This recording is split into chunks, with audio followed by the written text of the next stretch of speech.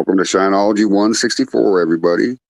Remember, you drink with us, you party with us, you fall down, you go boom. It is not our responsibility and it's not our fault. Be responsible, stay happy, and remember, no dicks allowed. Here we go. Play this song and I'm going to share this out to everybody. Oops, wrong one. Here we go. They said don't ask questions. They said don't turn up the heat. But pressure makes power. And fire reveals what the dark tries to hide. If you can't handle the burn, step away from the steel. Black label proof in a mason jar glow. Backwoods fire with a cold winds blow. Talk that truth, let the whole world see. Shineology, no apology. Drip, drip, copper core sing. Truth too strong for a watered down thing. If you can't take heat, don't step in the light. We cook all day, we debate all night. Freight not calm, but the mind stay sharp. Blueprint thinker with a rebel heart. Low tone wisdom like a midnight creek. If you're looking for sugar, we don't speak sweet. Match get stirred, backs get pressed. Pressure make diamonds, truth get stretched. Drip, drip, drip, drip, drip, drip. Roy Vernon bring history weight. White oak barrel, see your fate. Old soul mind with a modern sight. Moonshine glow in the dead of night. Blueprint roots in the Appalachian dirt. If the lie too thin, we peel that shirt. Straight jacket snap like a back road trap. Say it too raw, we ain't taking it back. Mic check thunder when the bass drop low. If you're faking the game, better lay down slow. No filter lens, no script to scene. Just outlaw thought what a trap beat mean. Yo, Simmons spark with a short fuse flame. Talk too slick, better guard your name. Shotgun cadence, gravel and tone. Step on the porch, better stand your own. Boom, truth echo through the hollow wall. Ain't no water down, shine at all. Off of the deep where the shadows move. Question every lie, they approve. Hidden hands in the smoke-filled room. Copper still humming, prophetic tune. Dot connect, while the fire stay fed. Truth wake souls they thought was dead. Smoke in the bag, right in the bang. Pressure make profit, truth bring pain. Drip from the core, hear that sound. Underground kings never watered down. Black label proof, let it burn inside. Backwoods thinkers with nowhere to hide. From freight not to the crew with line. Shineology, state of mind. Drip, drip, hear that ring. Truth too loud for a puppet string. If you want it raw, step in the night. Shineology, cooking under blacked out light.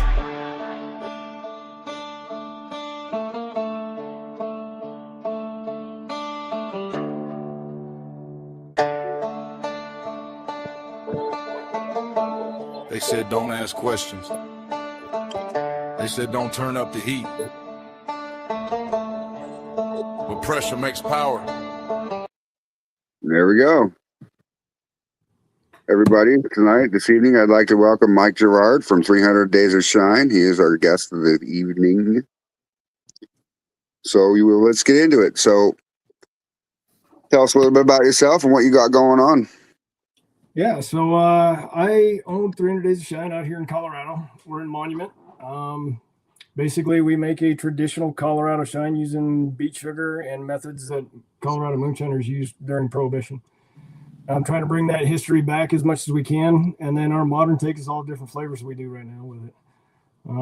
Been at this for, legally for about 12 years now. Sweet. Yeah. I kind of got started, never made moonshine in my life until my last deployment when I was in Afghanistan. So I spent 23 years in the Army. I was 9 years in the infantry, and then I went EOD. So I was explosive ordnance disposal for 14 years. Did a few deployments overseas, and that last deployment I was on is where I actually made my first batch. Nice. Thank you for your service. I appreciate it.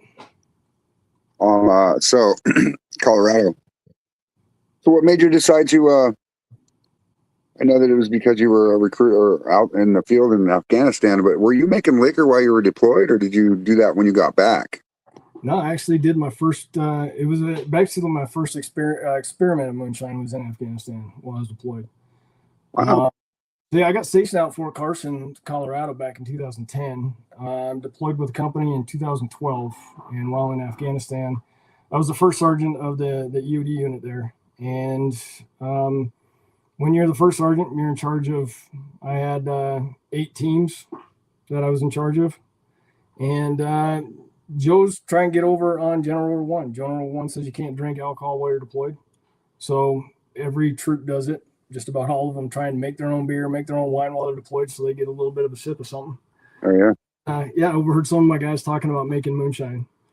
And as they were talking about it, I was just kind of taking notes and figuring that these guys were idiots. They were talking about using Coke or Sprite as a fermentable because it has sugar, and it's not like you get a big sugar source while you're fobbed out or you're on deployment. So, right. A little bit of what they were talking about, I was taking notes, and I started doing a little bit of research and figured it was viable what they were talking about doing. I distilled in chemistry. One of the specialized units I was deployed with back in 2008 was a WMD unit that specializes in weapons of mass destruction, chemical warfare weapons, and things like that. So I went through a lot of chemistry and courses on how to make energetic and chemical munitions through distillation. So I knew the process of distilling, but never made anything drinkable with it. So basically, I did a little bit more research and figured if I could do it, and it's one of those things that I knew they could do, and I just have to make sure that they weren't going to do anything stupid. Oh yeah. I used A&W root beer because my guys didn't drink it. I had stacks of it in the supply closet. Being a EOD unit, we pulled a lot of pressure cookers out of the ground that were IEDs. So insurgents would pack them with homemade explosives, put them in the ground, simple fuse, and trigger, which most were pressure plates. Right. On and it would explode. Pressure cookers got a lot of metal, so it creates a lot of fragmentation. But it's a vessel that you can bury in the ground real easy, Right. and readily available. So you can find them in all the markets there. That's primarily what Afghan locals use for cooking all their food. Because they don't have kitchens; they have open fires in their mud huts and their little their living quarters. They just put their rice, water, goat meat in it and cook just about all their food in pressure cookers. Okay. So that was easy for the enemy to use. And so we pulled a lot of those out of the ground, defused them. We had a couple of them that we cleaned the explosives out of them. We were using them as training aids. And I used that as my first still. Got copper line from HVAC, hot plate on Amazon, and some distilling yeast. And did my first experiment over there, and it worked. Liquid came out clear, burnt blue, tasted like shit, but it actually worked. So one of the other devices, one of the tools that EOD has is it's called a First Defender, or HURA. Does a laser scan on homemade explosives and precursors for homemade explosives, because at that time the insurgents weren't using grade explosives. They were basically using homemade explosives or materials, home cleaning materials and things like that. Yeah. To create their own explosives. So this device we got does a laser scan on it and tell you what that substance is. And one of the precursors for ammonium nitrate and fuel oil, or ANFO, is ethanol. So when I did a scan on what I distilled, it came up ethanol in the system. Wow. So I knew I had alcohol and drank a little bit of it. It worked. That just became a hobby that I did when I got home from that deployment. And like a lot of guys do, they just start making moonshine in their garage instead of beer and wine. Yeah. That's awesome. That is awesome that you did that. Did you tell me that Amazon actually delivered yeast to Afghanistan? Oh yeah, I mean Amazon for over there, it doesn't get there next day. It's not quick. Right. But yeah, you set up your address as an APOE address that ships it right into Bagram, and then Bagram will put all your packages on helicopters and fly them out to your fob. That's awesome. You got helicopter delivered yeast in fucking Afghanistan. That's badass. Yeah. Wow. So we got some comments here real quick. Let me go over them real quick. Kim Spencer says, hello, guys. Motor City Hellbelly says, what's going on out there? Kim says, hopefully y'all are doing well. And Steven says, evening, guys. Kim Spencer, the special guest this evening is Mike. He is with 300 Days of Shine. Yep, out of Colorado. So, yep. If you guys want to learn more about him, his website or his email address is on the screen. It's 300daysofshine or 300days.com. And check him out. You guys will be interested in what he's doing. So you were talking about earlier, you were talking about different flavors and stuff. Do you have stuff out there that you haven't heard of before that you're only doing? We do. We got a few. I mean, everybody's got to make an apple pie, so that's our biggest seller. But I've done. You were talking about huckleberry before we started this, and yeah, we have a huckleberry hibiscus. That is one of our flavors. We've Sweet. got a whiskey barrel chocolate. So I actually aged some of our shine in whiskey barrels, and then I add a chocolate note to it. It'll taste like whiskey through the mid palate. After you swallow, it's gone. It just gives you this rush of Hershey chocolate in the finish, like you ate a Hershey. See, I made chocolate. Listen, I made a chocolate bourbon one time, and people told me, "Well, chocolate and whiskey doesn't sound very good together." I think it was fucking delicious. Oh, it's amazing. It actually came from that movie, that Kevin Costner movie. Was it the one where they're grazers, open grazers? Oh, geez, what is that movie? You're talking about with cattle, right? Yeah, it was Robert Duvall, and they're sitting behind the just before the big shootout at the end. They're eating that melted chocolate out of their pocket and smoking cigars. And that would be a perfect setting for a bottle of whiskey. And so I just put them together, and it works. Especially with a cigar, because that chocolate note with a cigar, you can't beat it. Heck yeah, that's awesome. So I take it you're a connoisseur of cigars? I wouldn't say I'm a connoisseur. I smoke a bit of them. I enjoy a cigar, but yeah. By no means. I mean, my first sergeant, my first EOD unit, you never saw him without a cigar sticking out of his face. Really? Yeah, and kind of got me into it. He mostly smoked Romeo and Juliet's, that kind of stuck. I like a good Macanudo, but yeah, I mean, the cigar with whiskey is just, they just go well together. Yes, I agree with you. I agree. So yeah, I got that. We got a blackberry, but I did a blackberry mojito, so it's got a bit of lime and mint in the jar with it. A lot of our stuff is kind of lower proof, but we do have some higher. I got 40, 50, 70 proof, as well as 105. Mostly what our bottle proofs are. Okay. I got a barrel aged version that I do. I add a little bit of grain to the mash bill. So Colorado moonshiners historically used beet sugar to make what they called sugar moon. And that was throughout Prohibition. Colorado's cash crop during that time was sugar beets. So that was the most easily accessible sugar source here in Colorado for moonshiners, like the Carlino brothers, the Chet Porter, who was a moonshiner right here out of Monument. Okay. That's what they used. So all the research that I did putting this business together was trying to find out what Colorado moonshiners were doing, because I would talk to locals. I mean, I grew up in Northeast Montana, but I lived in Denver when I was younger. My whole dad's side of the family's from Denver. But you talk to locals, and they didn't even know what was going on here in Colorado. So all the history that we're bringing back is pretty important in building a business like this. So I wanted to basically remake that traditional Colorado shine using beet sugar, all natural ingredients, bread yeast. I don't use anything fancy. I just use Red Star. And it makes a good, clean shine. And from everything that I've been able to research and read about the pourers, the Carlinos, that's basically what they were doing here. It's almost a bird watcher's recipe. Okay. All right. So you don't get a lot of interrupting flavors. It's because it's almost 100% beet sugar based in the fermentation. Right. So that's basically what they were doing. So that's what I wanted to focus on, and I wanted us to be Colorado from the name on the wall to what went into the bottle. Right. So are you sourcing Colorado ingredients, Colorado beets and stuff? Yeah. So we get sugar from Western Sugar, which is up in Fort Morgan, of the Western Sugar Co-op during the 1920s. That's the only manufacturer that's left in Colorado. They used to have 5 different manufacturing plants here. Wow. But with the cane sugar taking over all the country, beet sugar isn't as in wide demand as it used to be. Okay, Motor City Hellbelly has a question. He says, "What happened to Mile High Distillery? Do you know anything about Mile High Distillery?" I believe they're still in business. There's a lot of them going out of business. I believe they're still around. I saw those guys as recently as last year. We did an event up in Estes Park. I'm pretty sure they were up there. Okay, so that brings me to my next question. If you were to open a distillery again, would you do it again? Not in Colorado. Not in Colorado.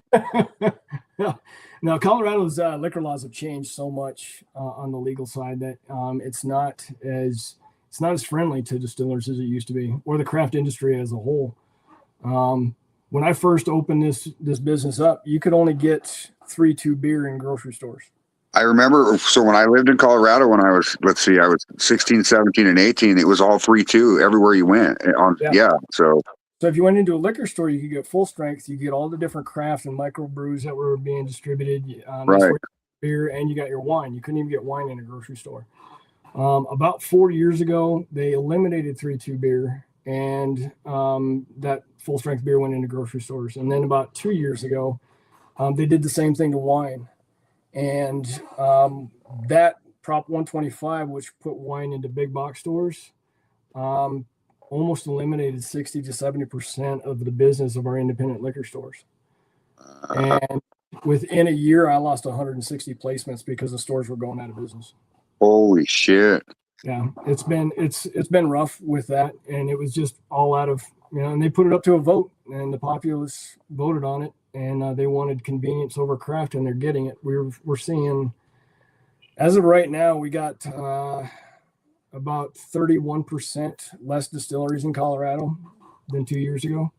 140 breweries have gone out of business, and roughly 300 to almost 400 independent liquor stores. That's crazy. Yeah. Wow, that's a major impact. Yeah, huh. It was huge. We were averaging distribution of 400 cases a month on average 4 years ago, and now I'm lucky if I hit 100 cases a month. Wow. Yeah. Now, are you able to distribute to different states? We're currently with a distributor that is just Colorado, just statewide. If I can get a distributor to bring my product on out of state, it would just have to fit. I've talked to a few distributors that are in multiple states, but their portfolios are so big that little guys like us just get lost in the mix. Right. You got the good and the bad with it, and then those distributors also carry bigger brands. Like the one I was talking to out here was RNDC, and they carry Old Smoky. And okay. They're going to put all their investment into Old Smoky because Old Smoky comes with a lot of money, and I don't. Right. Even though I'm Colorado, we're local. It doesn't matter. Old Smoky can just cut my prices. Right. And they've been doing that for years. Right. Yeah. It's crazy. You'd think that they'd all want to help each other out, help prevail together, but it is a company. It is a business, I guess. Yep. So on that note, are you doing other stuff than just liquor? Like, are you, let's say shirts, stickers, hats, other stuff, Yeah, we got merchandise. Our taste room has its own little country store where we have merchandise. We have shirts, hats. We even sell uniquely gourmet items, spicy pickles, salsas, cheese dips, all that kind of stuff. We do flasks, everything you can think of. I sell used barrels. I cut the heads off of them with our branded logo on them. We sell those. Everything from dartboards to all kinds of merch. I got you. We opened a second location up in Keystone. It's a ski town up in the mountain.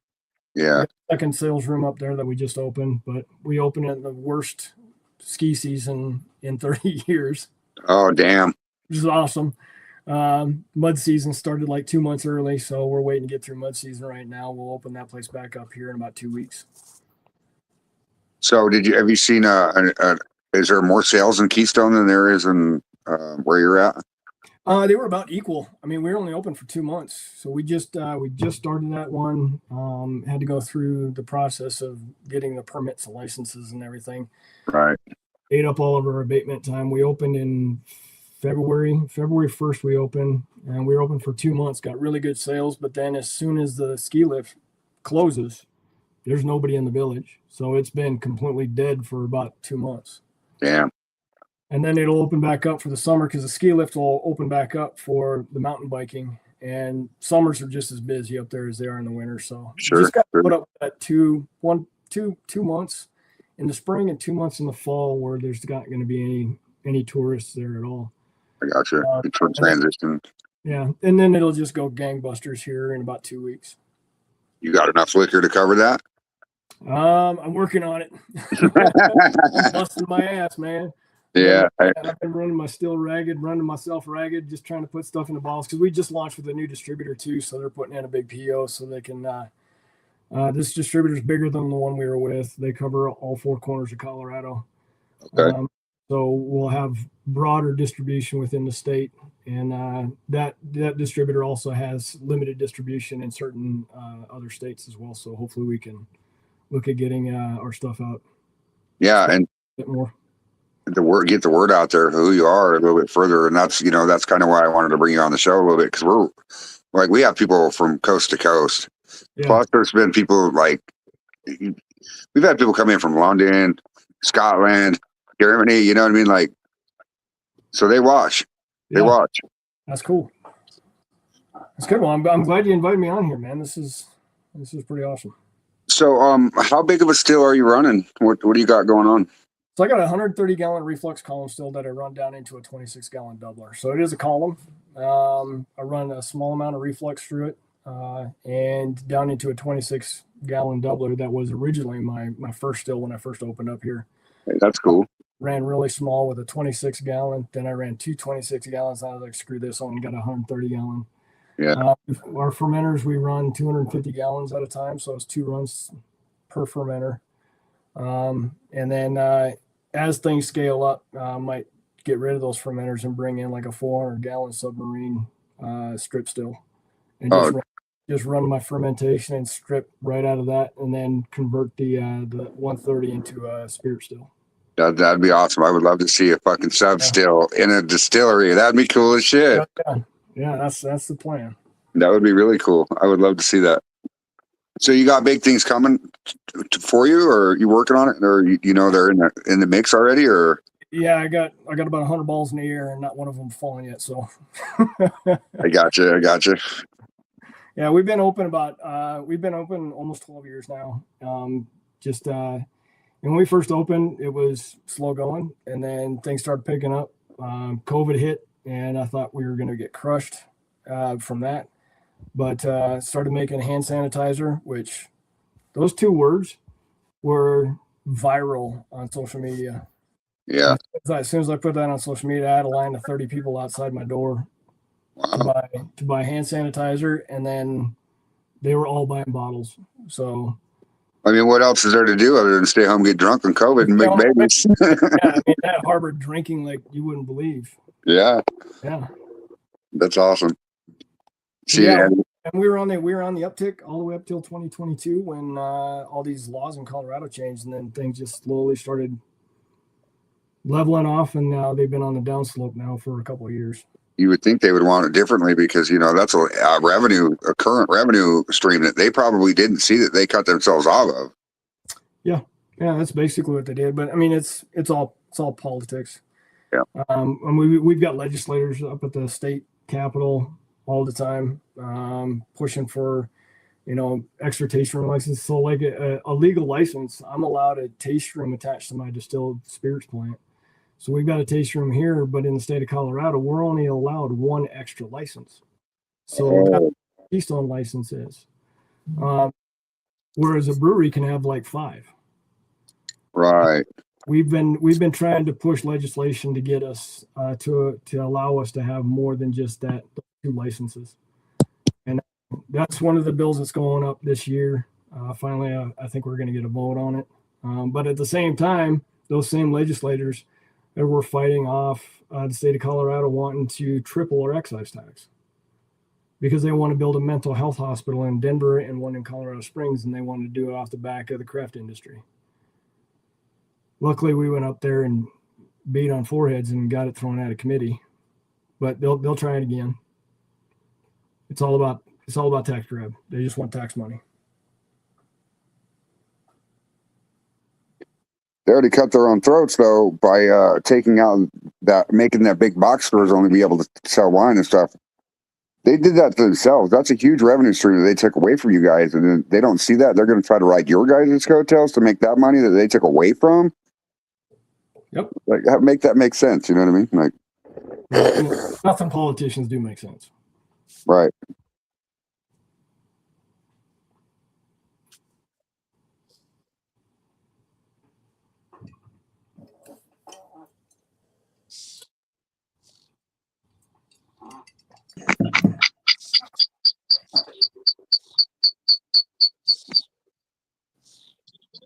Give me 1 second.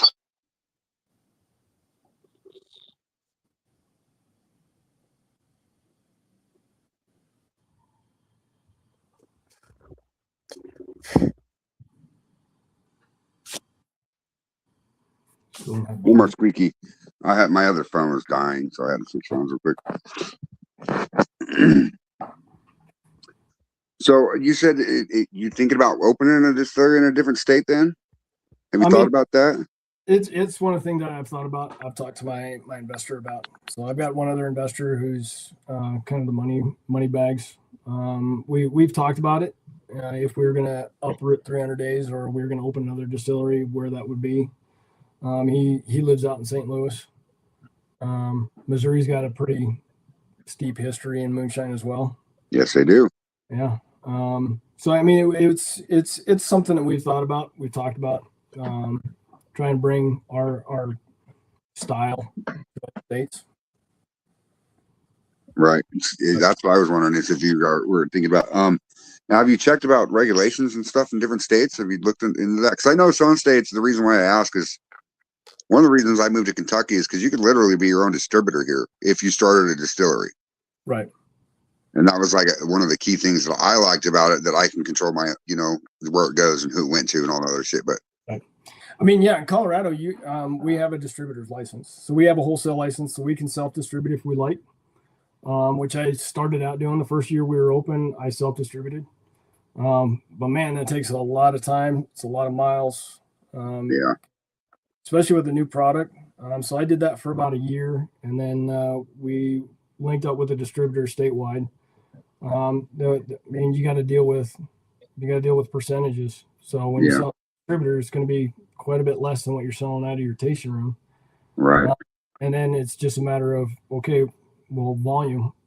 If there's 800 liquor stores in the state of Colorado, I want to be in 400 of those in the first year. Yeah. That's basically what we did. You got to get a distributor that is aggressive, and then focus on volume. Yes. And it's a grind. I mean, festivals, in-store tastings, marketing. That's marketing for a legal distillery, is to get liquor in mouths. That's it. Doing in-store tastings, because everybody sees a mason jar, and unless they taste it, a lot of times they'll just pass on it. Right. No, I agree 100%. You ever watch the show Moonshiners? I used to years ago. So, okay. Well, you might have seen the episode where Tim Smith actually traveled across the country, or into England, I do believe it was, or whatever. He set up a tasting area in like a liquor. It was a huge place, and there was a whole bunch of big ass distributors there. And the only way he could get them to stop and taste it is put a shot glass in front of them. Yep. So, yeah. No, I remember that episode. He landed some huge order that jump out his ass to fill. Yep. Yeah. So you're able to keep up with the demand though up there, right? Oh yeah. Yeah, I've actually reduced my production over the last year or so, just because demand has dropped. Right. But with summer picking up, and we're seeing more sales in a new distributor, it's pretty simple to ramp it back up. I mean, I go from a bag of sugar to a bottle of liquor in about 10 days. Sweet. Fermentation, especially in the summer, fermentation only takes, usually 7 to 10 days, but when it's warm out here, 85 degrees, those fermenters are done in about 4 or 5 days. Right. And they just run through the still. Blending and flavoring and bottling only takes a couple days. So, are you using, you don't have to tell me or whatever, but are you using extracts for flavoring, or do you use real fruit? Yeah, I use all natural ingredients. So all natural. we make our apple pie. It's the apple juices and the ciders that we actually boil cinnamon sticks in to get that natural cinnamon flavor in it. Right. Add a little bit of brown sugar to give it that crust note, and then blend that. We boil our peaches till they turn brown with the cinnamon sticks in there to make a peach cobbler. Sweet. Strawberry lemonade, I boil strawberries till they basically turn into a mush. Use that to blend the sugar, filter out those strawberries, melt the sugar down with that, and then make a lemonade. Blend the alcohol to it to make a strawberry lemonade. Sweet. Yeah, it's all natural ingredients that we use on our stuff. That's awesome. And then all these ingredients are sourced in Colorado? No, not all of them are sourced in Colorado. So the alcohol itself is the alcohol, is Okay. the Colorado made shine. Right. If I was to source, like, Palisade is known for their peaches. If I was to just do Palisade peaches for a peach cobbler, it would be a seasonal. And then I would have pissed off customers that they can't get peach cobbler year round. Right. Right. Yeah. Yeah. And apple orchards out here, Colorado doesn't grow real big apples. Right. Right. I do have a guy here who helped me come up with an apple cider recipe, and because he used to run a cider house just down the street from us, and his cider that we started distilling to make an applejack is just absolutely incredible. That one we're planning on releasing here in the next 3 or 4 months. You said an applejack. Are you actually jacking it? Like we're not actually jacking it, but it's just an apple cider that we ferment and distill it. I drop the reflux down so that you get more flavor out of it, and that apple really comes through. That's awesome. So your still is like more capable of what just one setup. You have multiple modes you can run it in then, huh? Yeah, it is. Yeah, that doubler I can remove that. Use the doubler as its own 26-gallon still. I can eliminate it completely and just run straight off the 26-gallon or the 130-gallon. Pretty much it's all modular. I can move things around and do what I want to do. Sweet. That's awesome. Now, I don't know what the regulations are in Colorado. They don't make you set up a certain way and run it that way then, do they? No. So your spirits are labeled as your spirits, and that's what it's classified as then. Yeah, I mean, that's the only thing that we have to have on there. Is you have to have that that spirits. It's basically a clause on your label. I can show you real quick.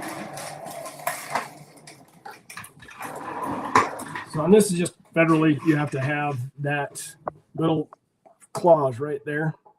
Okay. That says. Spirits distilled from beet sugar with natural flavors added. Okay. So because moonshine is basically federally is classified as a specialty spirit because of the ingredients that goes into fermentation. Right.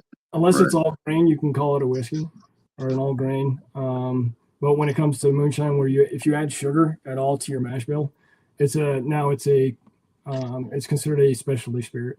So it has to have that little phrase on there explaining to your customer what exactly is in it. So if it has artificial flavor, artificial color, it actually has to say it on the label. I got you. Okay. Yeah. That's awesome. So you can literally, like, I don't know, have a buddy come in and make liquor with you with it still sitting there? I mean, could that be possible? I've had one of my buddies come in and he's making rum. Sweet. We set it still up in the back and yeah, we ran it. That's cool as hell. I can't sell what he makes. Right. But I can use it as a test still. So like the still, all your alcohol that comes out of your still has to come out of your serial numbered still that you file all your permits with. I got you. So okay. In order for me to sell it, it has to come out of that still. But I got you. I ran experiments out of that 26-gallon, and then that buddy of mine that was making rum, he bought his still and didn't really know how to run it. So we brought it in here, set it all up, and did a bunch of test runs with it. That's cool as hell. So you're talking merchandise. So I wish I would have saved some of the images that I put on the flyer today, and so I could show it on screen here. But I didn't do that because you know me. But anyway, the logo you have, the 300 Days of Shine. I love your logo. It's awesome. Oh, thanks, man. Yeah. Yeah, that's just that's dubbed from Colorado's unofficial slogan, 300 Days of Sunshine. So that's back in the 1870s during the migration west, a newspaper columnist basically dubbed Colorado 300 Days of Sunshine to influence settlers to move west. And since we make a traditional Colorado shine, I figure let's just drop the sun and call it 300 Days of Shine. And that's the way people will know you're from Colorado. We're a Colorado shine. That's awesome. That's awesome way to name that. Phil, you have any questions? No. No. I'm just sitting here listening. Where's your beer at, Phil? I have to go get one.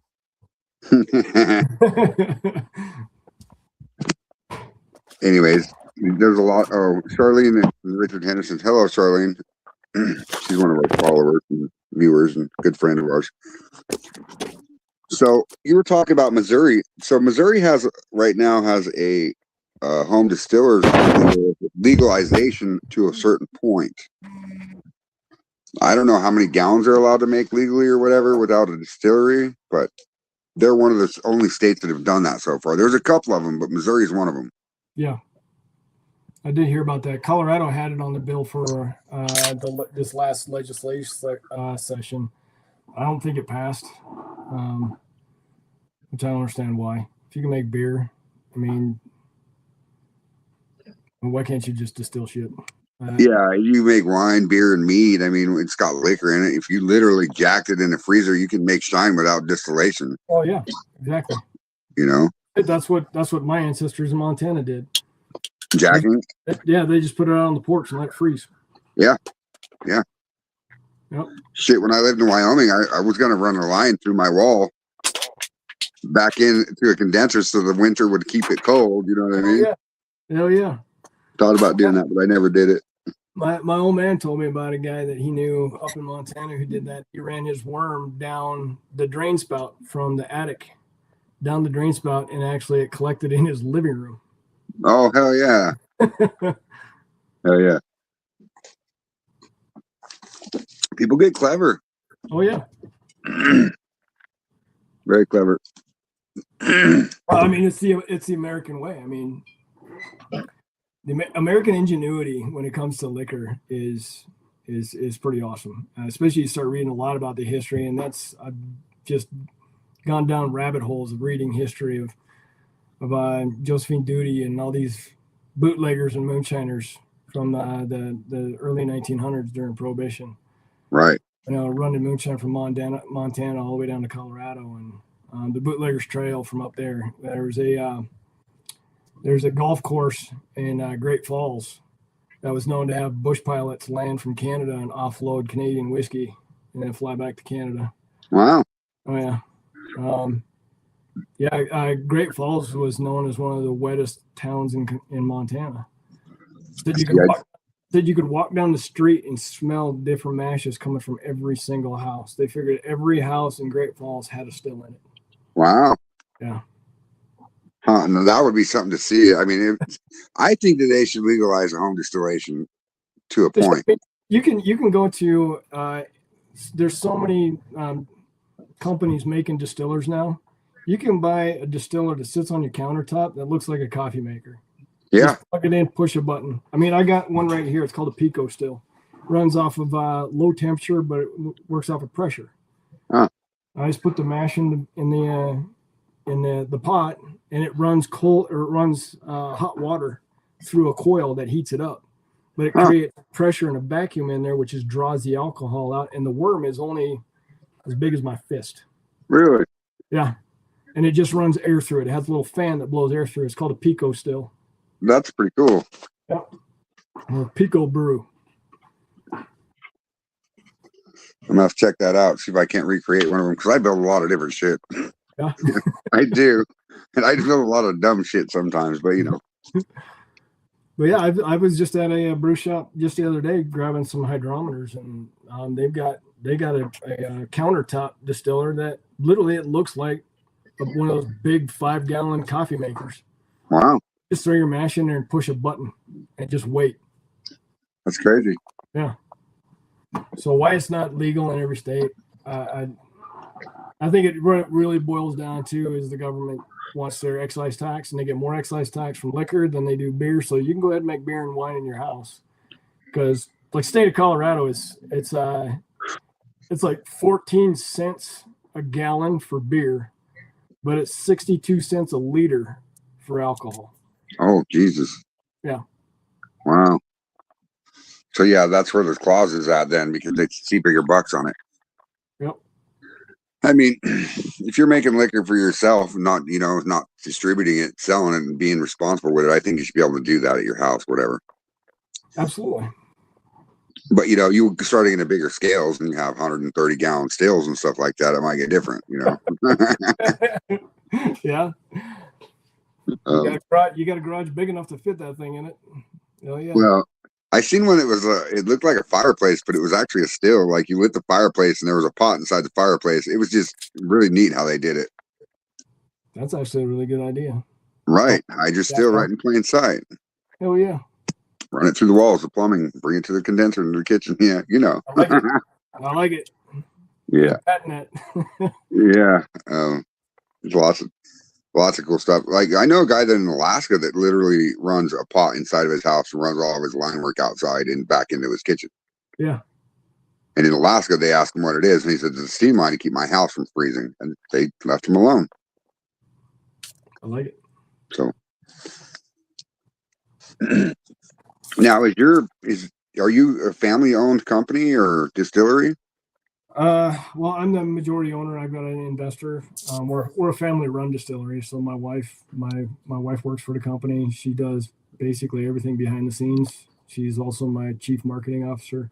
And then my daughter is not only my head bartender in the tasting room, but she also runs processing. So that's basically packing, filling, rectifying. She also does the blending and flavoring, bottling, labeling, all that kind of stuff. Manages the warehouse. Wow. I've been still mostly doing a lot of work in production as far as fermentation to run the still. I do have a still hand that helps me out when I need it, but pretty much, yeah. I mean, I've got 3 grandkids. My oldest grandson, when we first got the cameras in here, he became my security officer. Heck yeah. Watch the cameras and point people out, call people out on it. That's awesome. It was he kind of took that over when my wife got on the cameras and seen me half in and half out of the still while I was cleaning it. I got stuck. Oh no! There's a video running me run around with my ass hanging out of the still. I got hot standard in it. Instead of getting the ladder, I was standing on a bucket. Oh no! I'm half in the still, scrubbing it, and the bucket slipped out from under my feet, and I was stuck in there for about 20 minutes trying to get out. That's crazy. So them kind of stories are the ones that are priceless. Also, on that note, do you have any legacy liquor by chance? Legacy liquor? Yeah, that's like when you make a liquor, and you put it in a barrel and you wait a little while and you sell a bottle at a time of each batch. We almost do that with all of our barrels. Okay. So I harvest a barrel when it's in demand. Each of our barrel finishes, like you see those ones with the tan labels behind me. Yeah. Each one of those actually has a section on there where I write down the actual batch, the barrel, tasting notes, and everything from each individual barrel and batch that I do. That's awesome. The biggest legacy one that I have is I do a legacy run every year. I told you about that original batch of moonshine I made in Afghanistan using root beer. Yeah. Every year I pull out my old home still. I do a 10-gallon batch of root beer and I run it through that still.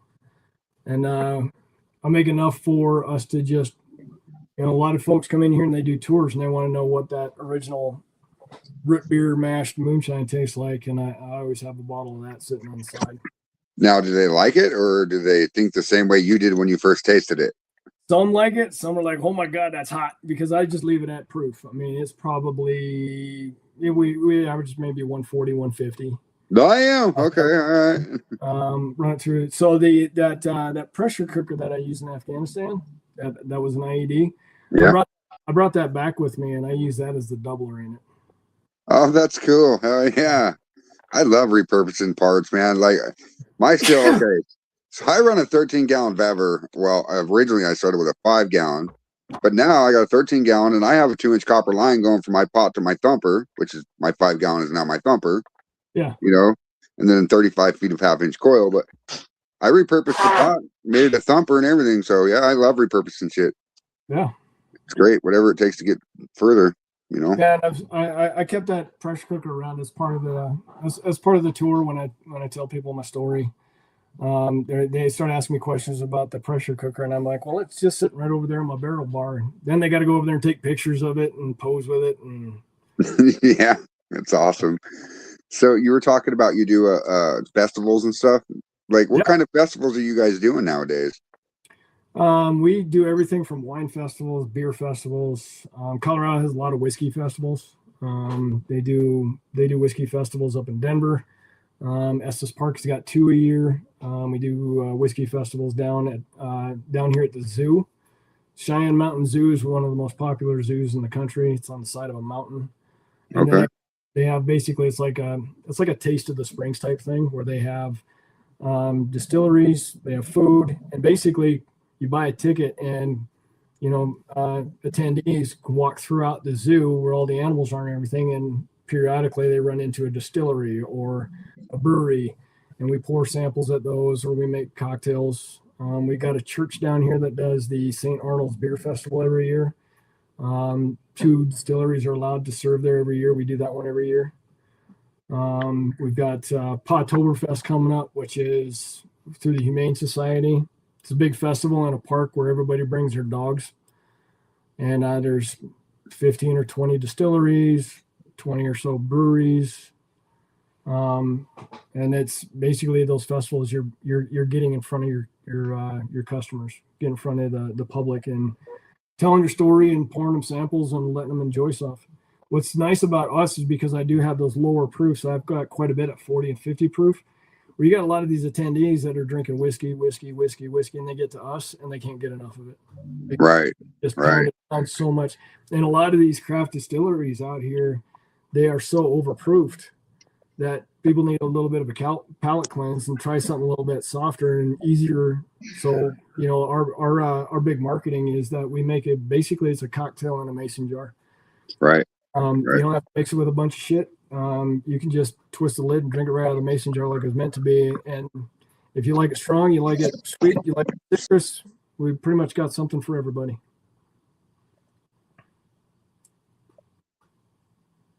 Did we lose him?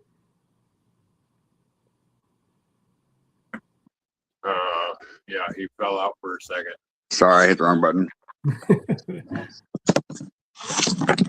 So no, I love the idea that you guys are doing that, because that you're definitely your own brand ambassador. You kind of have to be when you own your own business. You know what I mean? You have to invest in yourself and believe in yourself, or you never make it. Oh yeah. You know? Yeah, you do. And when I first started this, one of the things I didn't believe in was just riding the coattails of my service and my veteran status. And I was told that I need to tell that story. So for the first 2 years we were open, I never told anybody I was a vet. Didn't tell anybody that I served, that I wanted them to just enjoy what I made because it was good, not because I'm a veteran-owned business. Right. But then I get a lot of regulars and folks who come in here quite a bit, and they're like, "You've got to tell that story." And the more I heard that, I was like, "All right, I'll tell the story." I was separated enough from the military where I don't think any of my commanding officers were going to walk in and decide they were going to do a post-service reprimand on me. Right. Most of Right. them come in here and buy like 12, 15 bottles. Oh, hell yeah. Hell yeah. That's awesome. So you can't like show any can you show like your service flag and your uniform and stuff in your distillery, or is that a no-no? Oh no, I do. I've got a wall in my distillery in our tasting room. I call it the war heroes. So yeah, it does have my retirement shadow case that has my awards and decorations that you're given when you retire. Right. But the entire wall is nothing but veteran, first responders. Every veteran it's so full of. So when you in the military, you got a lot of they call them BOLA badges, your qualifications, whether you're EOD with the EOD crab, you got combat infantry badges, insignias, all that kind of stuff. The entire wall has those things stabbed into the wall from the top all the way to the floor around. I mean, they're everywhere. Everything from jump wings to expert infantry badges. I had a gal came in her Navy uniform, her dress uniform, and she's looking at that wall and she's like, "Can anybody put any of their badges on there?" It's like, "Yeah, if you got something you want to put up on there." She pulled her Navy expeditionary badge off her chest and stuck it in my wall. Oh, that is cool. Yeah. So Very cool. we've got a lot of first responder patches, police department, fire department. They all just come in and like to leave a little bit of them there. And then I've got a bit of a memorial on there as well. I lost 3 of my best friends in Iraq and Afghanistan. Yeah. They're up there as well with their dog tags. And it's, for me, it's more of a, folks are coming in there and they're leaving their mark as remembrance of those service members who, you know, Right. place. That's awesome. Yeah. It's very awesome. I was going to ask you if you have you been changing challenge coins with anybody? You know, So I've got a lot of challenge coins. I actually above, just on the other side of the bar in our taste room, I've got one of those wood flags. Each one of the stripes on there has a rail, and the entire thing is about 3 stacks deep in challenge coins. that's awesome. Yeah. That's awesome. Everybody comes in, they always ask me if I earn those. I like, no, I didn't earn any of these, man. These are people just wanting to represent and leave their mark here. And I think 1 or 2 of those coins on the entire board were actually out of my pocket. That's awesome. Yeah. Oh yeah. That means a lot when you have people in the community that is, you know, willing to go there and show their, you know, their enthusiasm and support for you guys, of course, because man, if it weren't for you guys, we wouldn't have a free world at all. You know what I mean? Like, yeah, we'd be fucked. Yeah, I mean, yeah. When I first joined up, it was just, I wanted to get out of Montana and carve my own path. I didn't want to be a dirt farmer. Didn't want to work a ranch my whole life. Worked for my own man in his auto repair shop. I wanted to carve my own path. I mean, I wouldn't say I was extremely patriotic as I was post service, but it was one of those things where you want to grow up and you need some structure in your life, and that's what I decided to do. I intended on doing 3 years, and I ended up retiring at 23. Right. Didn't even know explosive ordnance disposal, bomb disposal was an actual thing until I'd served 9 years. Wow. In the infantry and kicking doors and shooting everything in sight. And then all of a sudden I was turned on to this. I actually had a path. My goal was, so I was at, when I made sergeant, you go to what's called the primary leadership development course, which is a month-long leadership course that you go to. And my goal was, after graduating that, I was going to put in my Ranger packet, go to Ranger school. And then from there, I was going to try and go over the fence, go special forces, get a Green Beret. One of the guys in my class at PLDC was a bomb technician. He was an EOD guy, and I didn't even know EOD existed. Struck up a good friendship with that guy. We became brothers during school, and he told me how to, you know, if I wanted to go EOD, this is what you got to do. The day I graduated, I went straight down to the EOD unit, did my interview, did my suit test, and I was in EOD school 3 months later. Wow. And that completely changed my trajectory from going down the special operations side of the house to going EOD, and then being EOD, working with, once all the Iraq and Afghanistan deployments started kicking off, a majority of our missions were SOF, or Special Operations Forces support. So I ended up working with those guys a lot anyway, but I was doing my specialized training, what my job set was, which was disarming bombs and blowing shit up. I mean, blowing shit up is fun, no matter which way you look at it. You know what I mean? Yeah. I love blowing shit up. I mean, you go up in Northeast Montana, you drink beer, you blow shit up, you make your own fireworks. You know. Yeah. The bigger the boom, the better the life, right? And so that was just right down my alley. I was like, you get to do what with C4 blasting? Right. Like, Right. Yeah. Let's do that. And then my very first deployment was actually in Bosnia, where I was part of a 6-man EOD team in Bosnia, and we were the main force for the disposal of Code H munitions throughout the entire country. So 3 days a week, we were setting off 21,000 pounds of explosives 3 days a week for 9 months. Wow. So that basically ruined the 4th of July fireworks displays for me. Yeah, I can imagine. I can imagine. You're getting rocked by a shockwave that'll knock you on your ass. That's a pretty special moment in my life. Yeah. So I had one of those moments in my life. I was 18 or so working for my uncle at, you probably know where Black Thunder coal mine is in Gillette, Wyoming. Mm-hmm. So Yeah. we were out there cutting up scrap. We were pulling 5-inch dragline cable out of the field, taking it back to Casper with us and processing it. But one day we showed up there and there was these drill techs like in our area, and we're like, what the fuck? And they're like, hey, we need you to park over here for a minute. And we're like, okay. And then we parked over there, and then we saw this guy pull up in his bright ass yellow fucking truck. He had a line hanging out of the side of his truck that went all the way over to this field that they just drilled. And he goes, anybody want to push a button? Anybody want to push a button? Huh? Uh-huh. And I was like, oh, fuck yes. Let me push that button. And he put a detonator on it, dude. And I pulled the button, and I was like, he says, 5, 4, 3, 2. And then the ground said, boom, boom, boom, boom, boom, boom, boom, boom, boom. And I'm like, oh my God. Hell yeah, dude. It was so cool. Oh yeah. It was really cool. Yeah, and they paid me to do that. So That's awesome. I enjoyed it. Yeah, it was a great experience. I'm still in touch with a lot of those guys, which is great. So that's awesome. So are any of those guys your still hand? No, I had one of them, and he still lives here locally. He was working for me for a little bit. His name is Ben Nelson. The guy's awesome. He's the guy who wanted to make rum, so we brought a still in here. Okay. So yeah, he was one of my guys just before I retired, and we're still in touch. Did a little bit of work for me before he started his own contract company. Yeah, the only other guy that's local here that is truly one of my brothers was a guy I deployed with twice. He's still local. He works with Northcom down here on the Air Force Base. Okay. We deployed twice together. We went to Iraq in 2008 together, and then in 2012 we were in Afghanistan together. Which is when you separate from the military, it's always good to have those brothers that you can lean on. Because transitioning out, man, that civilian life, it's hard to talk to civilians.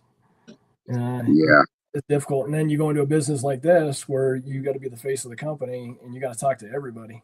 Yes, everybody. Yeah, and wanting to throat punch everybody that you talk to doesn't really work out for you in the long run, especially when it comes to business. So I had to work on my anger issues. I had to work on a lot of things. Being exposed to that much blast overpressure for that many years did a lot of damage to the white meat in my head. Yeah. So that's one of the things we work with now is we actually have a nonprofit that we started with a friend of mine up in Denver, and our focus is veterans mental health. We partner with about a dozen organizations in Colorado that focus on different modalities of treating PTSD, TBI, and improving. Hey, there you go. That's a Colorado beer right there. Yeah, it is. Yeah, we do a lot with veterans organizations and assisting vets in getting therapies and treatments that a lot of them aren't even recognized by the VA. So a lot of those within there are nonprofits themselves. We work with ketamine infusion, Right.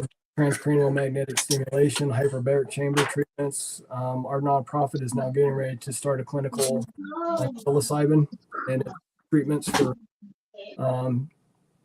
post-traumatic stress. Yeah, I've been reading up a lot about that, actually, the psilocybin and stuff.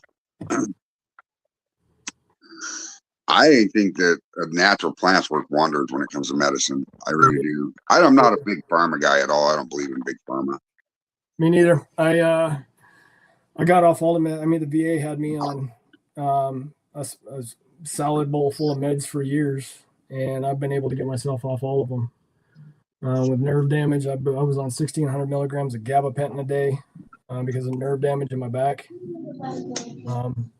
And everything else that they were giving you, the SSRIs, they just throw out to you as soon as they diagnose you with PTSD. Right. And those just make you feel like you're walking through water. It's like you're looking through a fishbowl. Everything is just distorted. Right. I was able to wean myself off of all of that shit. I got a buddy of mine who's doing the microdosing with psilocybin. And between that, ketamine infusions that I've done and hyperbaric chamber treatments, is basically the ketamine has saved my life. Wow. Okay. Well, that's cool. Buddy I'm of mine- glad that you've gotten through all that stuff. Yeah. So yeah, and a lot of that's kind of laid out. I mean, you can see the poster behind me, the Bombs to Booze. That's actually a documentary on us that they did, that this local gal did. It's streaming on Prime Video. So if you got Amazon Prime Video, you go to Bombs to Booze.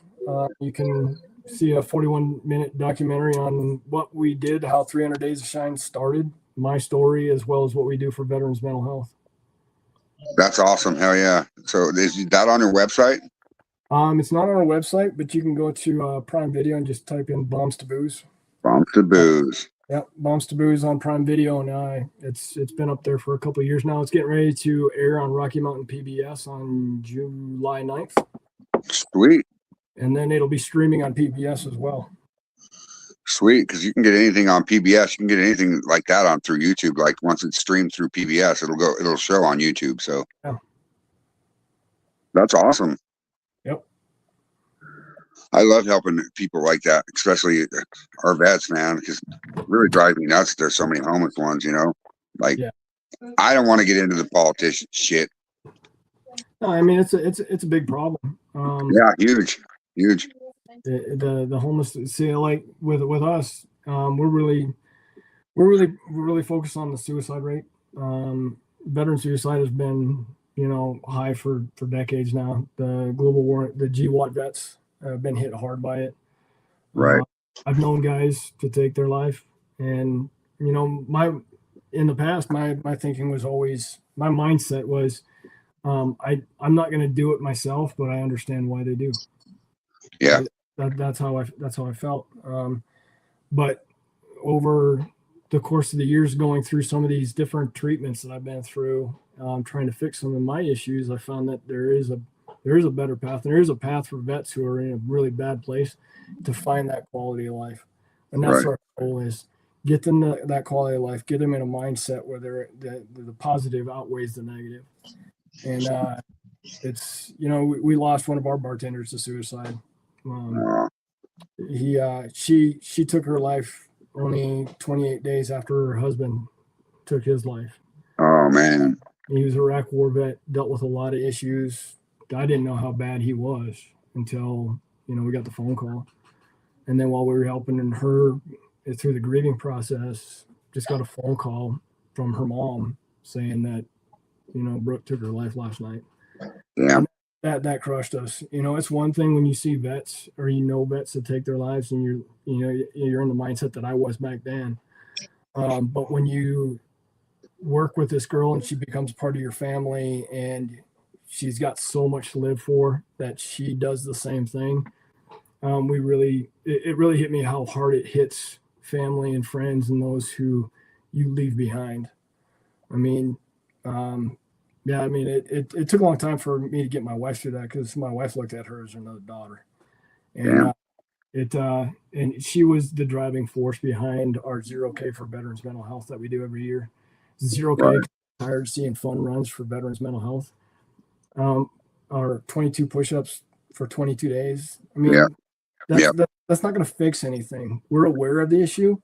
What we want to do is bring solutions to it, and that's what 0K is about. There's no running. It's just a marathon of information. We bring out organizations throughout the state that are all focused on different modalities for treating mental health. And the big caveat is that none of these organizations can take money out of the pocket of the vet. Either has to be angel share or angel donations, nonprofits, or through insurance companies to cover the costs. Right. That's awesome. Now, do you offer any sort of distillation classes to these vets? Maybe, like anything like that? I had not official classes, but just about every vet that's come in here and says, "Hey man, can I come in and you show me what you do?" Hell yeah. Hell yeah. Run the still when I'm mashing in. If you can make it in here while I'm doing that based on my schedule, come on in and we'll go through the whole process and show you what we do. That's awesome. And then if they want to start doing it on their own, I get messages all the time, guys trying different things, wanting to get into it, all this kind of stuff, and I'm like, hell yes, dude. Just let me know what you want to do, and I'll point you in the right direction.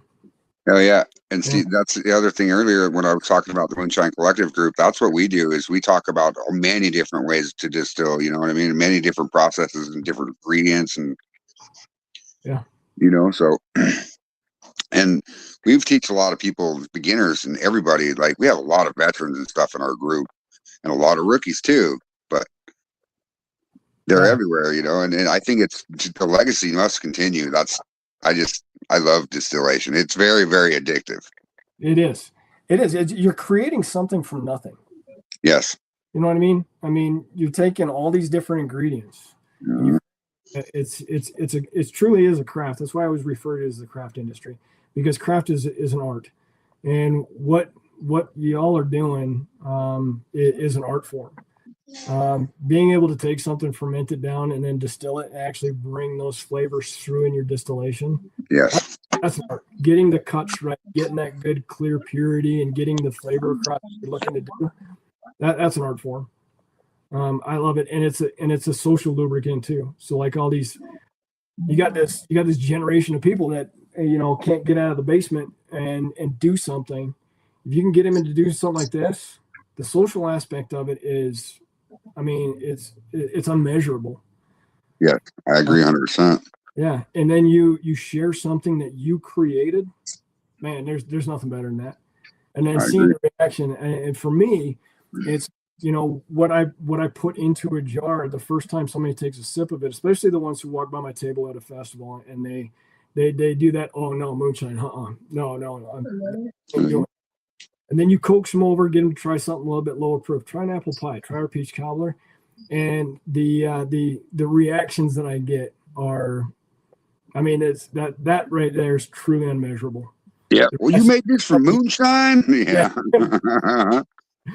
Or I do these uppity wine festivals at the Broadmoor here. Broadmoor is like this big, high class, hotel that's got a PGA Tour golf course, and I'll do wine festivals at this, and everybody's going wine, and then all of a sudden they come over to the moonshine. You can see them over there drinking their Pinot Noirs, and they're trying their Grigios and all this kind of stuff, and being all elegant. As soon as they see moonshine, the Southern accent comes out. You got moonshine? Oh, really? That's funny. That's awesome. Yeah, Hell I've seen so many Yankees come out with a Southern accent the second they see my table. It's incredible. That is awesome. That's great.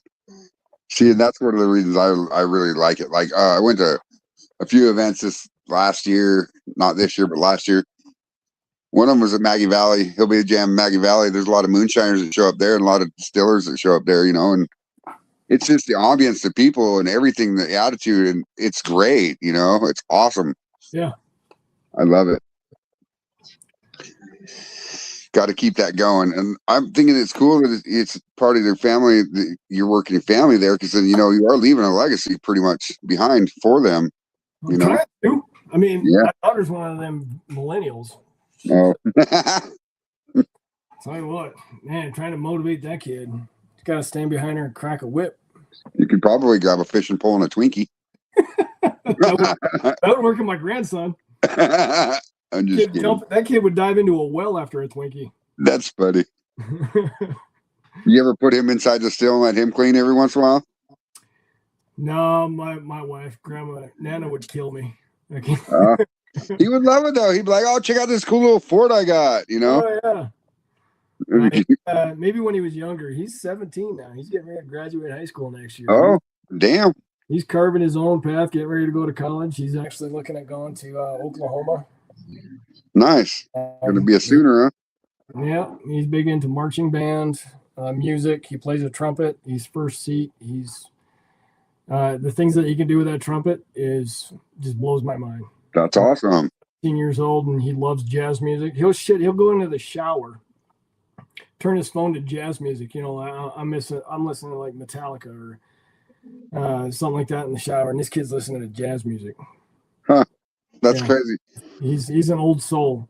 He might have a little bit of a genius stroke of knowledge there with music.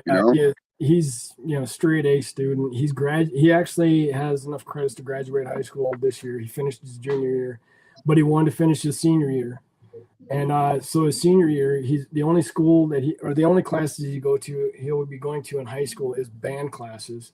All of his classes are actually at Pikes Peak University. So he'll have his next year he'll graduate with his diploma and an associate's degree. Wow, that's So, pretty damn good. Yeah, that kid he's one of those beautiful mind kids. He's so smart, it's ridiculous. Hell yeah, that's awesome. Makes me even look dumber than I look. Yeah, it's awesome. So you listen to Metallica and stuff. I like all kinds of music. Oh, I listen to everything. I mean, yeah, I just Metallica just rolled off the tongue. I was actually working on Metallica Enter Sandman on my guitar back there earlier today. Okay, now that you bring that up, so my son, which is a Marine, he's he's out of the Marines now, but he can play anything. He'll always be a Marine. Yes, he will. Don't He ever can say play any stringed instrument. There was one time, okay, so he bought a guitar, a 6-string guitar. He'd been playing it, and it was a Dean hammer or whatever. And I walk up to him and I hand him a ukulele, and he starts playing Metallica on it. So I go back to work the next day, and I found what are those things? They're 8 strings and a mandolin, right? Uh-huh. I brought it home, handed it to him. He tuned it up, was playing Metallica on it, and I'm like, "What the fuck, dude?" Then see, the reason that guitar behind you caught my eye is because one time we were camping and we were bored as shit. We had fishing line, a wooden stick, a Pop-Tart box, and we made a banjo with it. Oh hell yeah! And he was playing Metallica on the son of a bitch. He was. The first guitar I built was a diddly bow, single string cigar box. Yeah, heck yeah, that's awesome.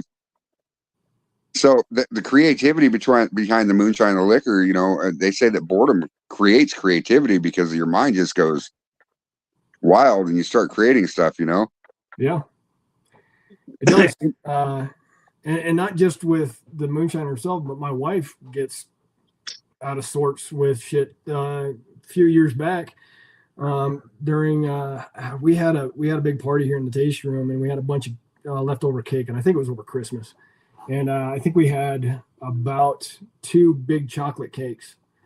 And she looks at me and she's like, "What are we going to do with this? If we bring it home, the kids are just going to eat it. If you leave it here, you're going to eat it and it's fat." And she goes, "Why don't you just distill it?" And I was like, "Yeah, why don't I?" And I just boiled it all down, add a little bit more sugar to it. Had to skim all of the oil off the top of it from the frosting and shit. And fermented it. I mean, it fermented in like 2 days. Really? And I ran that through just my little home still, and it tasted like chocolate cake. That's freaking awesome, dude.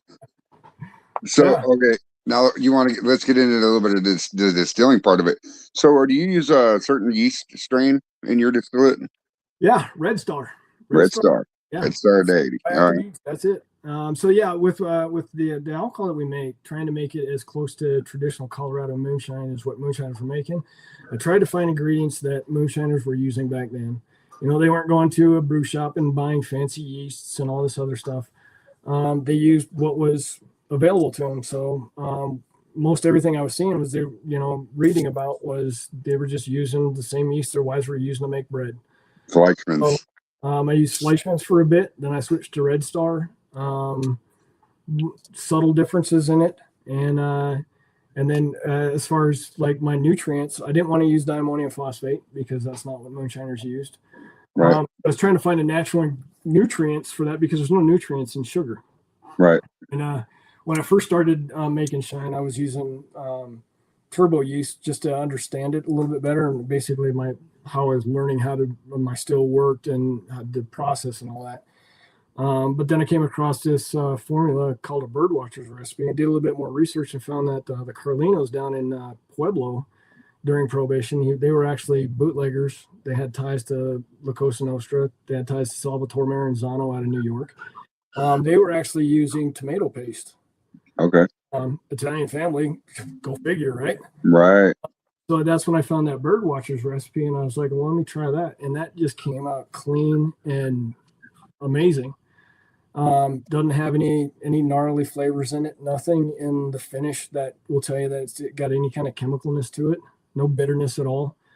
So I use 16 pounds of tomato paste with 400 pounds of sugar, and then plain old Red Star. Heck yeah. Have you ever thought about have you ever thought about pulling natural yeast off of a sugar beet? I have thought about it, and I'm actually recently I've been planning a trip up to Fort Morgan to see if I can't harvest some of that yeast off the beets during harvest. Because I mean, they just pile them up out there. I met Yeah. a guy who used to work out there. He comes in here and buys our sugar moon because he worked at the sugar plant for years. So he's always buying our sugar moon here, and I've been talking to him about coming up there during harvest and seeing if there's a possibility of getting some of that, seeing what I can do to try and pull some of that natural yeast off of it. That'd be great. We do open top fermentation here. I don't do anything sealed. So yeah, I thought that would be kind of interesting to see if we could do something like that. Now, I know you just distill pretty quick, and you said run from sugar to liquor in 10 days, right? Yeah. Do you ever get a lacto infection? No. Never get one. No. It's probably because you're moving too quick. Moving fast. Yeah. Yeah. In the fermenter, in the still. In the heat of the summer here, I mean, I don't have an air conditioner in the distillery at all. So, our distillery is, if it's 85 degrees outside, it's 90 degrees inside. Right. With that as warm as it is in there, that fermentation, I've had 400 pounds of sugar convert in as little as 4 days. All right. Okay. Now, on your still, are you using open flame or is it all electric? All electric. All electric. Yep. It's all electric. It runs off of 4 5,500 watt heating elements. Sweet. Okay. I was wondering. So, what brand of controller are you using? I get mine out of Mile High Distilling. Okay. The Mile High Distilling right up here in Denver, I get all my equipment from. They build all those in house. Yep. So I got there's two big white boxes. Each one has one probe per box, and they got their own dial switch. So each probe is run independently. Right. So, what was I going to ask you? Fuck. Slipped my mind. Who built your still? What brand is it? It's a Mile High Distiller. Mile High Distiller. Okay. Yep. Sweet. So yeah, Mile High. I mean, they're great folks up there, and the fact that they're just an hour drive north. Right. Go for pretty much anything. I was the first one to actually buy their 130 gallon still. Nice. So I've actually had them put me in touch, or put their customers in touch with me on that still, because it's actually too big for their warehouse to set up and run. So they actually never ran it until I bought one, and then they sent their team down here after I got it up and running to just sit in and watch a run, so that they could take notes and figure out what they needed to tell their customers if anybody bought them. And then there was a distillery, I wanted to say it was up in Wyoming. They sent one of their guys down here, and he sat in on a few of my runs before they shipped their still out to him. I wonder if it was Wyoming whiskey. It doesn't sound familiar. I would have to go back in my emails and. Yeah, no worries. Because that's the only actual distillery I know. Other than Jackson Hole Distillery has one too. I'm sure there's a few of them in Wyoming, but Wyoming whiskey is one of the biggest ones, and then Jackson Hole has one of them. I don't remember the name of it. What's the distillery up there that puts it in the milk bottles? Oh Jesus, milk can whiskey. Is that what it is? Because they put their moonshine. It looks like a milk bottle, because in Wyoming, apparently in that town, moonshine was being delivered by the milkman in those bottles. So really? Put them in. It's actually a white. It looks like a milk bottle. Huh. A great big old cork on the top of it. I'll have to look that up. Oh, you're already doing it, aren't you? Yeah, I'm gonna see if I can find them. I can't remember. Yeah, I'm curious now because I never heard of it.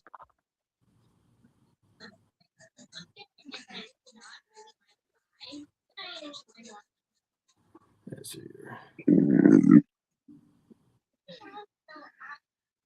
There it is. It's called Milk Can. That's what I thought it was. I've seen that before. I did not know they were from Wyoming. Looks like that right there. Yeah, just like a milk can. Yep.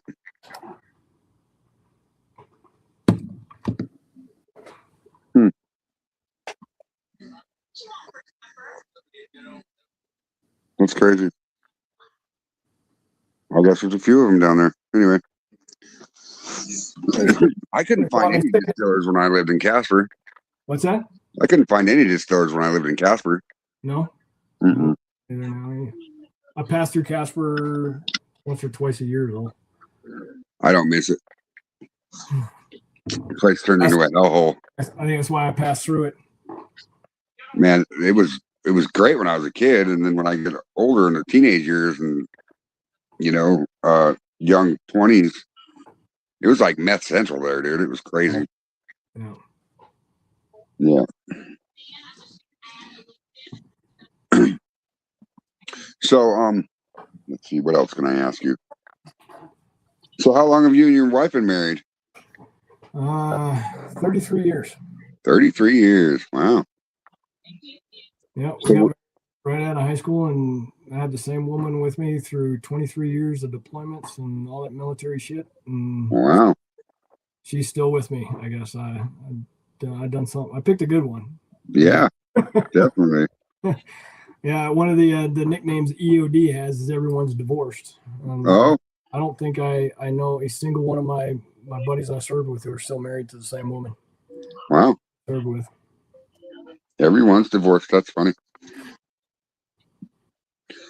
Phil, you're awfully quiet tonight. I'm just listening. Just listening. So, what out of all your runs and all your flavors that you make, what is your favorite? I'm a traditionalist, man. I like it straight, clear. That clear bottle back there, that's our 105 proof right off the still. Just proof it down. That's kind of my go-to. If I was to go with one of the flavored ones, we got our sweet tea. That's my backyard sipper. Hot day in my hammock, you can just spin the lid and drink it right out of the jar. Hell yeah! I gotta do shit to it.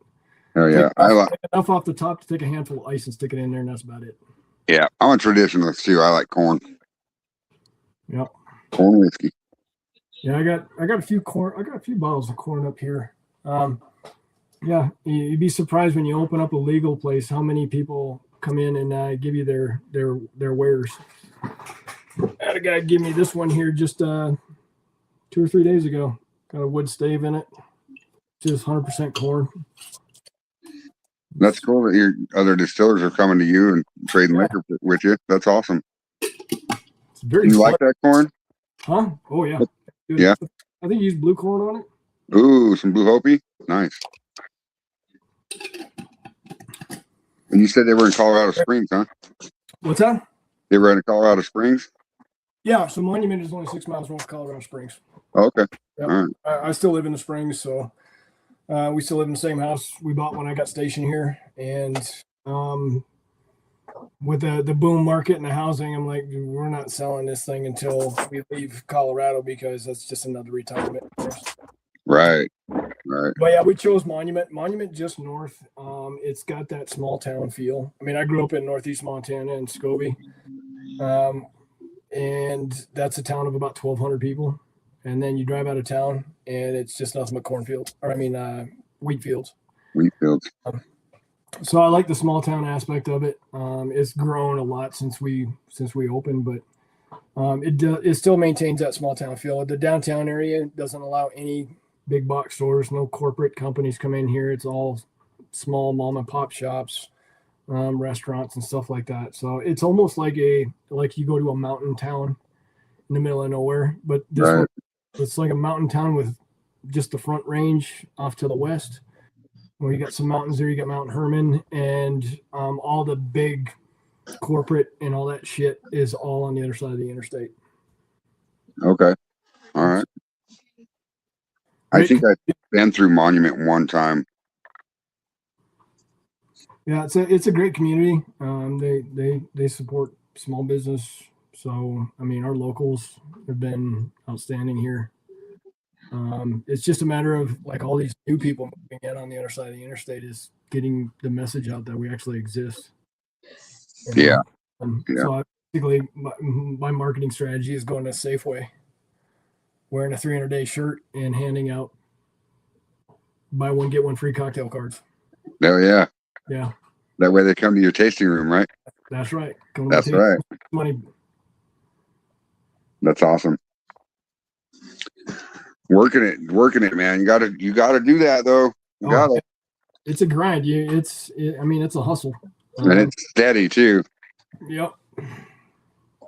So, do you have any like hobbies other than making liquor? Building these guitars. I still do quite a bit of shooting. My business partner actually owns an ammo company called Black Sheep Ammo. Okay. So I never have a lack of ammunition. So I do quite a bit of shooting. I reload a lot of ammo as well. That's just therapy for me. You hunt? Sit behind my workbench pressing ammo. Do you hunt? I do. Yeah, I elk hunt, deer hunt. I'm getting ready to go turkey hunting here in a little bit, a couple weeks. Sweet. Spring season. Sweet. Do a lot of fishing. Mostly the fishing. I'm going on Thursday and take my grandsons out, see if we can't catch some trout. There you go. But yeah, on the fly. I'm going to take them. We're just going to do some casting. I do fly fishing. When I do that, I just do that myself. I can't. My grandkids just don't stay focused enough to do that. No, I 100% understand that. Yeah. There's a lot more that goes into it, and I've tried taking them out to the. I used to take them out to the football field and practice casting with a fly rod, and they get bored too quick. Yeah. So yeah, if they're catching fish constantly, so we usually go up here to the Air Force Academy, and they've got a couple of ponds that are stocked, and just to keep them motivated. You know, I can go out there and cast all day long and not catch anything and be happier than pigging shit. Yeah. When you take your grandkids, you gotta keep fish coming in, otherwise they're gonna be doing dumb shit. Yeah. And doing whatever. So. Yeah. And the older brother gets pissed off because he takes it serious. And when his brother steps into the water or throws a rock, he wants to throw him into the lake. So. Yeah, you gotta scare my fish. Yeah. Well, that's awesome. So, do you have you ever like done any like I don't know festivals and stuff at the distillery? Like had any kind of conventions or something there? We don't really do conventions. We do a lot of poker runs. So we're on a route right here that is really close to 105, where a lot of motorcycle riders go from here up Highway 105 towards Palmer Lake, and then all the way up to Denver and back. So we do a lot of poker runs. We've done car shows, antique car shows. Heck yeah. They'll just come here, and it's a big group of folks that just show up. They put out, hey, we're going to be at this location for a car show, and they all just show up. So we do a lot of stuff like that. I do a lot of tours for retirement communities. Oh, really? Yeah. So like retirement, there's a lot of retirement communities here, and what they'll do is they'll gather up all their attendants, put them in a bus, drive them here, and they'll do a tour. That's cool shit. Yeah, those private tours. I've had, people in walkers and wheelchairs and barely moving, but they drink. Holy shit. Oh yeah. Yeah, and then they will load up their bag. They'll all walk in here with tote bags ready to buy bottles on the way back to the bus. That's awesome. Yeah, we do quite a few of those.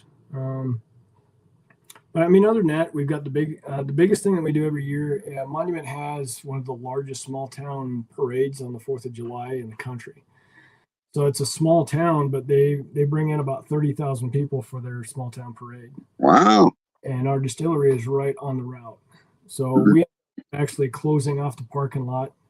So it's just foot traffic in our parking lot. Bring in 2 food trucks. And we're open this 4th of July. We'll be open from 10 to 4. And just in that 6-hour time frame, we'll bust like almost 10 grand in sales.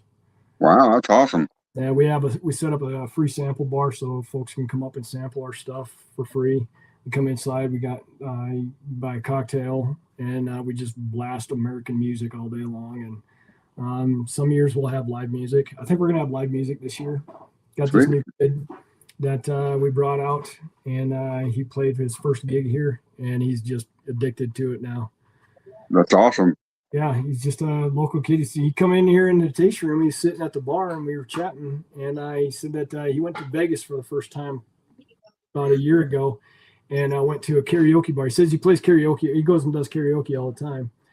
And he's just this big corn-fed boy with red beard, mustache, and he said he went into this karaoke bar in Vegas where it's a live band. You do your music selection, what you want to sing, and then the band will play the music while you sing it. So it's like you're playing in a live band.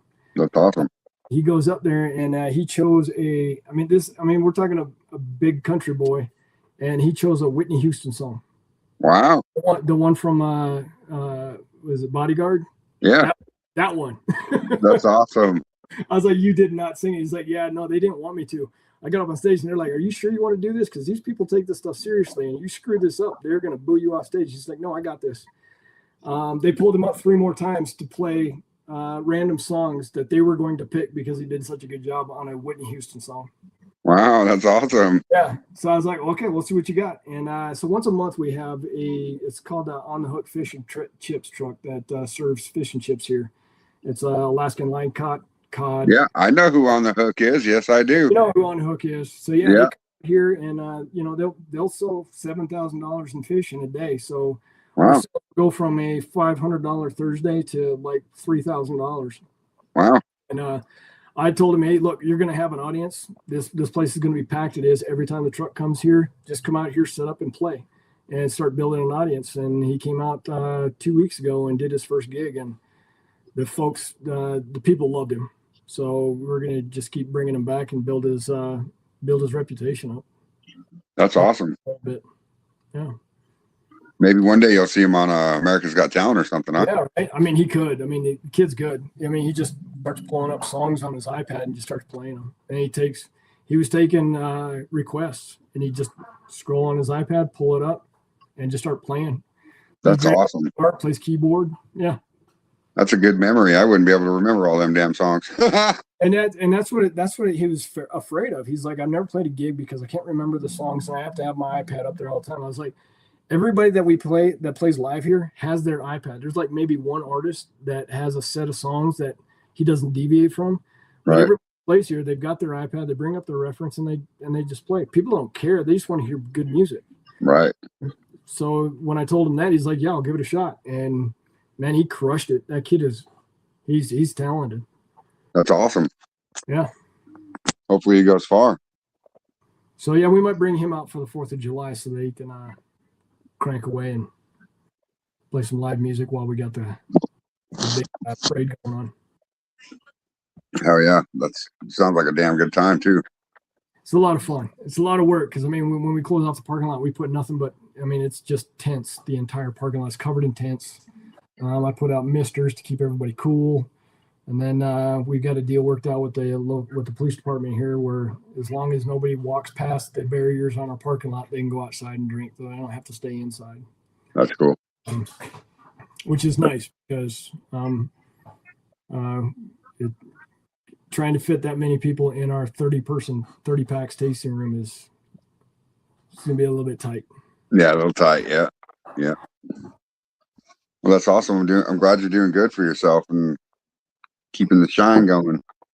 I'm doing my best, doing everything I can, slinging it as hard as I can, and see where it takes us from here. Yes, sir. So hopefully you get some followers and stuff from. Don't be surprised if people start messaging you or send friend requests or you know. Yeah, absolutely. And so your audience knows. I mean, we don't have an online order store right now. We had one for a while, but we found out that they were shipping into states direct to customer that don't allow it. If that happens, I got another friend of mine who owns a distillery down here in the Springs. They got hit with a $15,000 fine from the Colorado Department of Revenue because that company was sending direct to customer shipments to folks in Colorado where it's not allowed. Oh no! And those fines don't fall on that out-of-state distributor. It falls on the distillery. Wow. Yeah, kind of messed up. But I reached out to them and they kind of fed me a line that I didn't believe, and I'm like I can't afford to get hit by the Department of Revenue, so I had to close down our online store and we're trying to find a new one right now that actually abides by the rules. So we don't. Wow. But yeah, Yeah, if you know somebody here in Colorado, and you can go get them to buy you a bottle and ship it to you. I can't legally ship direct to customer, but I got a lot of people come in here and they ask me packaging requirements or whatever to keep the bottle safe, and they're shipping it out to their friends all over the place. Okay. So All right. just That's don't tell UPS or FedEx that you're sending alcohol.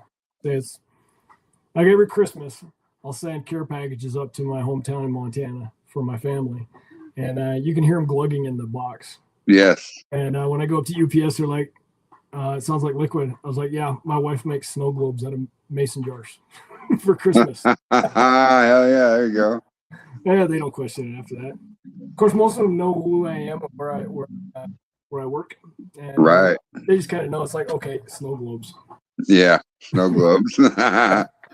Sending some Colorado snow around the world. That's great. That's awesome. Yeah, we send them in plastic flasks. Here you go. And we got some of our stuff in plastic flasks. So if you want to buy something, send it. We got 375 plastics.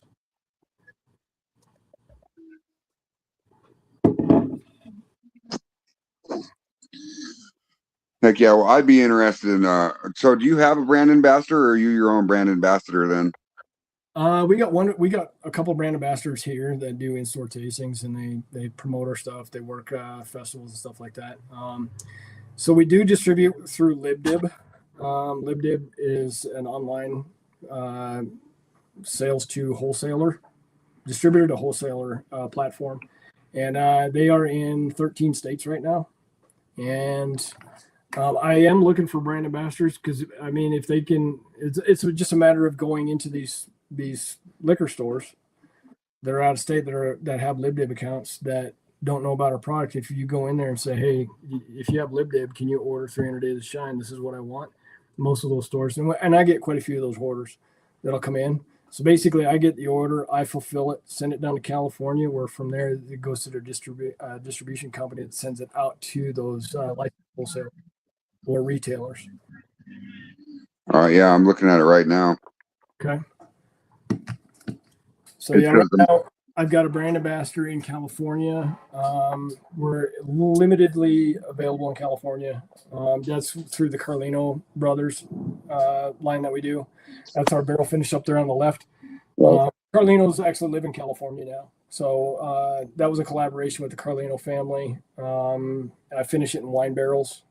I age it 3 years in virgin oak, finish it in a wine barrel. Usually it's a Pinot Noir wine cask that I get from the Carlino family down in California. And he's been able to get us into a limited number of stores down in California through LibDib. So I'll get the order from LibDib, and within 48 hours, I'll have it on a truck on its way out to California to be distributed to those retailers. That's awesome. What's up, Eric? Eric, this is Michael from 300 Days of Shine. Yeah, glad to meet you, man. How you doing, sir? What's up, brothers? What up, Hey, Eric? Eric, better late than never. I've been canning beans today. I just now put another batch on. Yeah, well, we were talking about canning some liquor. Yeah. Yeah. So I'm trying to get my room stocked back up for winter. hell yeah. So you're talking about the wine barrels that you're using. Is it when they do their wine, do they only run one vintage through it, or is it multi? No, it's one vintage. So it's One vintage. Yeah, it's a single use, and then Sam Carlino, who is kind of my contact down there. He's best friends with the head winer at Mount Eden Vineyard. Okay. So I get fresh barrels. I only get them like the day after they're harvested is when they ship them to me. So by the time I get them, they still have a lot of that character in the barrel. And then what I do is my finishing process is a little bit different. What I did was I took what Sam was doing in his restaurant down in California is he took those little shaker motors for cleaning brass. Yeah. He attached one of those to a barrel and he was vibrating it. and he said that he was getting a lot of character really fast. And so I kind of took that idea and upgraded it to a 2-barrel wine rack. Holds two 53-gallon barrels, and I retrofitted it with a cement shaker. Okay. So I strapped 2 barrels to that, fill those up, and I plugged that motor in so it vibrates it for about 30 days. And unplug it, let it rest for 30 days. So within 60 days, I get about 9 months to a year's worth of character out of that 1 barrel. That's awesome. And I can get 2 uses out of those where you get that nice Pinot character that blends really well with the natural caramels that we get from our 2-year aging in the virgin barrels. Sweet. So is he making his wine with grapes? Yeah. Yeah. I mean, Mount Eden Vineyards down in California is a really big winery. Yeah. The Pinot Noir was actually the wine of choice for the last royal wedding. So, Okay. So it's apparently, I don't know shit about wine. I can't. All I know is that that's what they told me, and I get a really good character out of that Pinot. Most of the wine barrel finished bourbons that I was running into, they're all sherry casks. You know, they were all kind of the same thing, but I never seen anything with Pinot. Right. Like, let's try that. And I've tasted Pinot Noir before, and it's the only wine my wife will drink. So I was like, let's go with that one and see what it does. And it came out really nice. That one is this one right here. So you can see that. Oh, that's beautiful. So those ones right there, that's Pete and Sam Carlino. They were the bootleggers that controlled the illegal flow of alcohol from Pueblo to Denver throughout Prohibition. Okay. A lot of history with those guys. Italian immigrants. They migrated into Pueblo. Pueblo's got a huge Italian community, and Colorado actually went dry in 1916, 4 years before Prohibition started. So they were actually beet farmers. So they were making sugar moon as soon as Colorado went dry. They did a lot of importing and stuff as well. But Pete, who is this guy right here, Pete Carlino was the head of the family. Okay. He was Sam, who is my friend's grandfather. Sam is my friend down in California that I collaborated on this. He's Pete's grandson.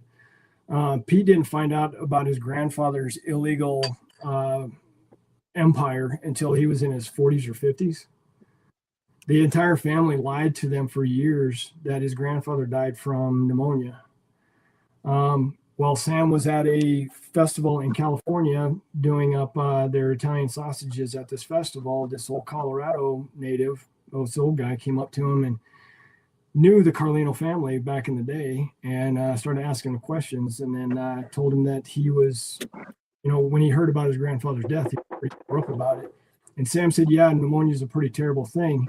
And this old guy's like, pneumonia? No, your grandpa died from lead poisoning. They shot him up. And I told him the story about them finding his body on a dirt road outside of Pueblo. Wow. Two in his back and one in his head. Well, Sam took that to his dad. It took him about a year to go to his dad and actually get the truth out of his dad. And they finally opened up that their grandfather was a mobster. So Sam started down this rabbit hole of finding out every bit of information he could about his grandfather. And everything that he found on the internet, online, he came across my website in 2015 because I told the story about the Carlinos, and he called me just before Christmas that year.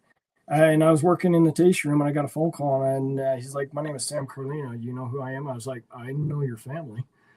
And he's like, I just want to talk about your website. You mentioned my grandfather and my family in there. So we started talking, and he was basically doing research on his grandfather. Wow. Know what I knew about it. So I told him everything I'd read and everything I knew. And fast forward to 2019, he published his book and wrote a whole book about his family. And he showed up at the tasting room out of nowhere and brought the first edition of the book for me. And we sat down, he tried some of my shine, loved our single barrel moonshine, and wanted to collaborate on something. So we put together this.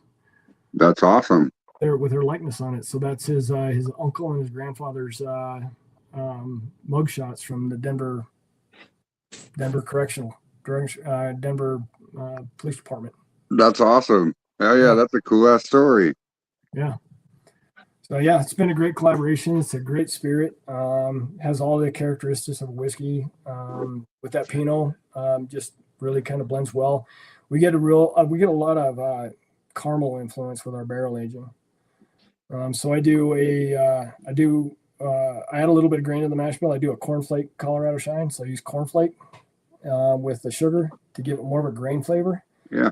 It does. It comes off the still way different than our 100% beet sugar base. Has a lot of that grain corn flavor in it. And then I just age that 3 years in virgin oak, and I finish it in that Pinot Noir wine cask. That's awesome. Yeah. Now, how big are the barrels are you using? Are you using 55s? No, I use quarters. Quarters, okay.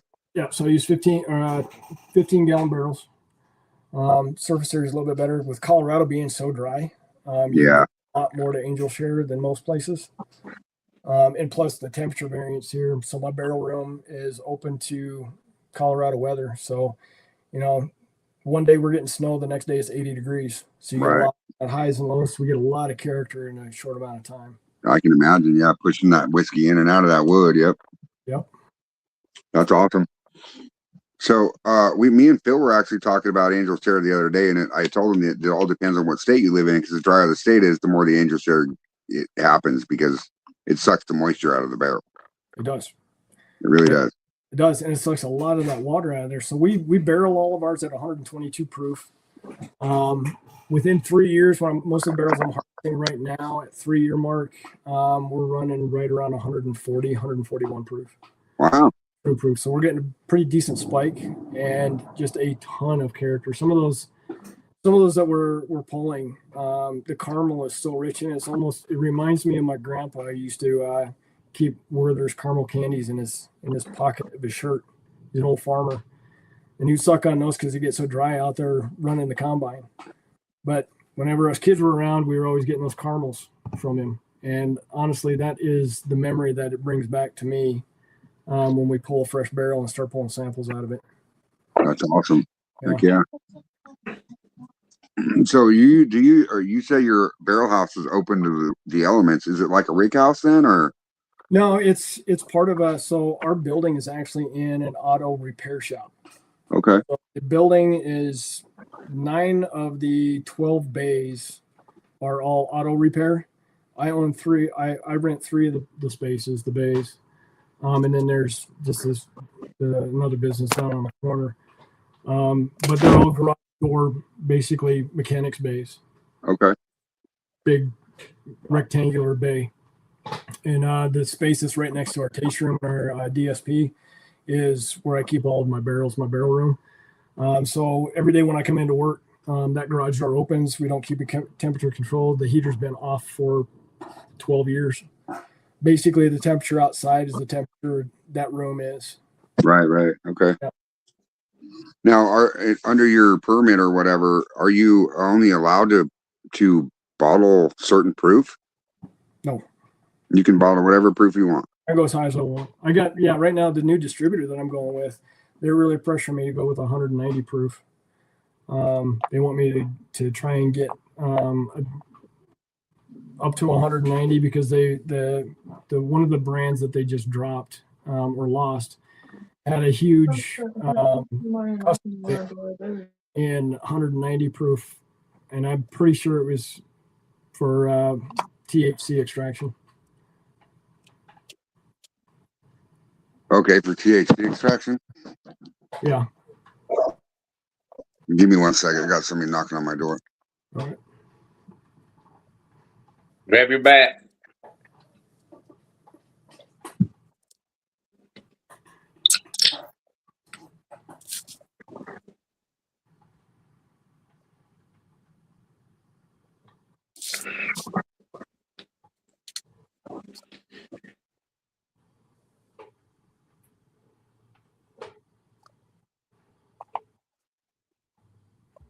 Who's our neighbor? Talk to you. I told her I was on a podcast. It was just our That brand I was telling you about that makes that 190 proof. They started doing that, and they called it 420 extraction was the name of it. So I'm pretty sure that probably has something to do with the demand on it. But yeah, my distributor now that I just launched with, they're like, if you can make 3 pallets of it, I'll buy it. 190. So on that note, are you using a deflagmator and all that other stuff in your column, or is it just bubble plates? I got a deflagmator, but in order for me to get that high, I'd have to run it at least twice. At least twice. At least twice. So I was like, I mean, the only way I would be able to put that much into bottles in a short amount of time would be to source it. And I got you. I'm about as far against sourcing as you can get. Yeah, I can imagine. So yeah. There's so many distilleries out there that just are not honest about where they get their liquor. They say that they distill it all in house, and then you find out that they're sourcing it out of Indiana, MGP, and blending it with the amount that they're actually distilling. And to me, that's cheating. I mean, Yeah, Well, I you agree. Everclear instead of real shine. yeah, it's just you're just being dishonest. Yeah, I agree. So I spent, the last 11 years distilling everything that went into a bottle straight off my still. So I told them I would look into it as a separate thing, but it wouldn't be part of 300 days. Right. Yeah. Well, I know why they're wanting that high of liquor for extraction for a THC, because it's almost like a solvent, and it pulls the THC, the tetrahydrocannabinol compound, out of the marijuana. So, or CBD or whatever they're using it for. Yeah, because I've had CBD companies here in Colorado come to me and asking me about how high I could get my proof up. And I can get as high as that still. I can get up to 190, but like I said, it just takes more time because I have to run at least 2, if not 3 runs to the still, and then put it back in the still at about 80% or 80 proof, about 40%, and run it again as a spirit run. Right. They slow it down, crank up the flag, the reflux, and you can do it. But is the juice worth the squeeze? Yeah, exactly what I was getting ready to say. Is it worth? I mean, like what they're wanting to pay for it? Is it worth your time and effort? You know what I mean? Yeah, because also they hit me with the price point. They're like, "Well, we've been buying it from them. They're buying 1 liter bottles or 1.75s for like $23." Wow. And I'm like, I mean, that's I highly doubt, and I know the distillery they were getting it from, and I know their process, and I'm like, I highly doubt that all of that liquor was coming out of their still. Right. They may be adding a little bit of their own to it, but they're sourcing it in 50 or in 250-gallon totes out of Indiana. Yeah. Out of Indiana. That's crazy though, and you would think that profit margin for that, what they need it for the THC in the marijuana industry, you would think that they would have a better profit margin for you, because they make a lot of money off that shit. Yeah, a lot of money. A lot of money. That's crazy. I've heard rumors that the marijuana industry in Colorado is collapsing. Really? Yeah. Huh. Well, I mean, once they make it decriminalization to where you can have marijuana, it doesn't matter if it comes from a dispensary or not. You're going to be carrying marijuana on, Yeah. So the more the regulations change, the more freedom dies. That is true. But it blows my mind because you got multi-billion-dollar industries like Livewell and whatever in Colorado that are making buku amount of money, and you'd think that they'd be able to pay more money for their liquor to have better alcohol to start base for their THC products. You would think they'd be able to pay more money for that. It blows my mind. I have no idea. And I don't know why these places just don't go through Indiana themselves and just buy their own totes of 190 proof. Yeah, I don't know either. That's crazy. So, but California has the same thing going on, though. I mean, like, I don't know if maybe they should get a hold of the methanol factories or the corn factories. You know what I mean? Yeah, I mean, my wife's cousin does that out in Nebraska. Really? Makes corn and ethanol, huh? Yep. Huh. He's been by here a few times thinking about opening his own distillery out there. Really? Yep. I mean, they have the corn for it. Yeah. Well, he's been fishing off my recipes, and I'm like, you're gonna make a sugar-based shine in Nebraska? I mean, I don't know how well that would fly. I mean, isn't that a corn state? yeah, you're a corn state. Like, I think that people want their liquor to be sourced from the state that they're making it in. I really do. You know, like you're getting your sugar beets from Colorado. You know. Yep. Sustainable product helps the community. Yes, sir. So what have you been up to, Eric? I'm sorry to change the subject here, Mike. No worries, man. Not much. Went over on the hunting lease today and got some cameras put out and checked the stands and all that stuff. I come home and I've been canning the rest of the day. Sweet. When's your turkey season start, Eric? No, it's done and over with now. It was shit, I can't remember now. You know, and that's the one thing that blew my mind when I moved from Wyoming to Kentucky. That it's so much different in seasons here than it was in Wyoming. Like October was deer season in Wyoming, not here. Yeah. So here the last weekend of September is when our bow season comes in. Right. But how you figure that's just right around the corner, the way these months been flying by. You're right. Do you have any questions for our guest, Eric? That where you at, brother? Monument, Colorado. Monument, Colorado. Yep. Colorado. Just 6 miles north of Colorado Springs. It's beautiful country up there. I love Colorado and Wyoming, man. People think it's flat and boring, but I love it. You get into the flat part, sure, but then you get into the mountainous areas that are just gorgeous. Yeah. Last time I was in Colorado, I think that was back in 97. Went out there to a place called Purgatory. Yeah. Went out there on a elk hunt. Yeah. Beautiful out there. Lots changed since then. Yes. Yeah. Lots of change. We stayed at a ski lodge. Is where we stayed at. And on the very top of the mountain where we went back to go hunting that stuff, there was this lake on top of the mountain, and it was so clear that you could see everything. You could see the fish swimming and everything in there. Yeah. It was neat. But like I said, that back in 97. 97. Purgatory. Many years ago. Many years ago. Yeah. I'd like to be able to go back in them years and know what I know now. Yeah, That's right? for sure. Oh yeah, that's just north of Durango. All right. I've been through there a couple times.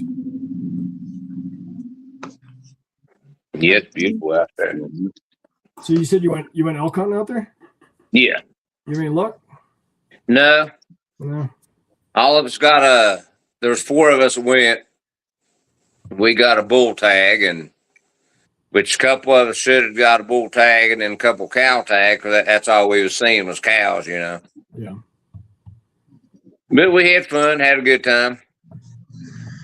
What it's all about. Yeah, I've been hunting here for 10 years now, and I've gotten 1 elk. Oh, damn. Yeah, it's still worth going out. Yeah. We got a big group that we go out with. We did bring a lot of trout back, though. What's that? I said we did bring a lot of trout back. Yeah. At least the fishing's always good, no matter where you go. Oh yeah, I'll be right back.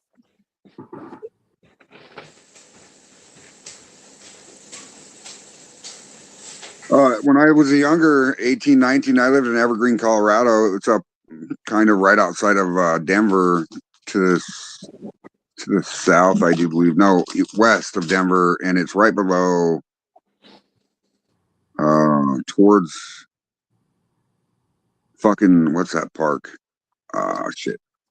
Anyways, Estes Park. Yeah, Estes is right below Estes Park, and I was living in a house up there at the time. And there was one night I walked outside at 2:00 in the morning to take a leak, and I heard noise, and I'm like, "Well, fuck, I'm gonna go get my flashlight." and I started shining my light around me, and all you could see was eye shine, and I was surrounded by at least 2,000 head of elk. I'm not kidding you. Oh yeah, They're There's everywhere. there's a herd there. We go up there for events all the time, and there's a herd that lives right in town. Really? Yeah, there's a herd of about 200 that are basically they live right in town. Huh, that's awesome. What's the temperature? Now, the other place I've seen elk like that is Medicine Bow, Wyoming. You drive through in between Medicine Bow and Casper at nighttime, like 2 or 3 o'clock in the morning, and there's nothing but elk everywhere. Yeah. They're not there unless it's hunting season. Right. Right. And they just Yeah. And they disappear. assholes.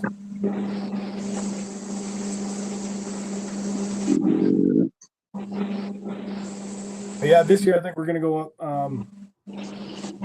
Same place we always go to. We go up to 581. I got a buddy who's got a place up there, and I'm going to put together a mash. I'm going to bring a still up, and we're going to run a still the first night we're up.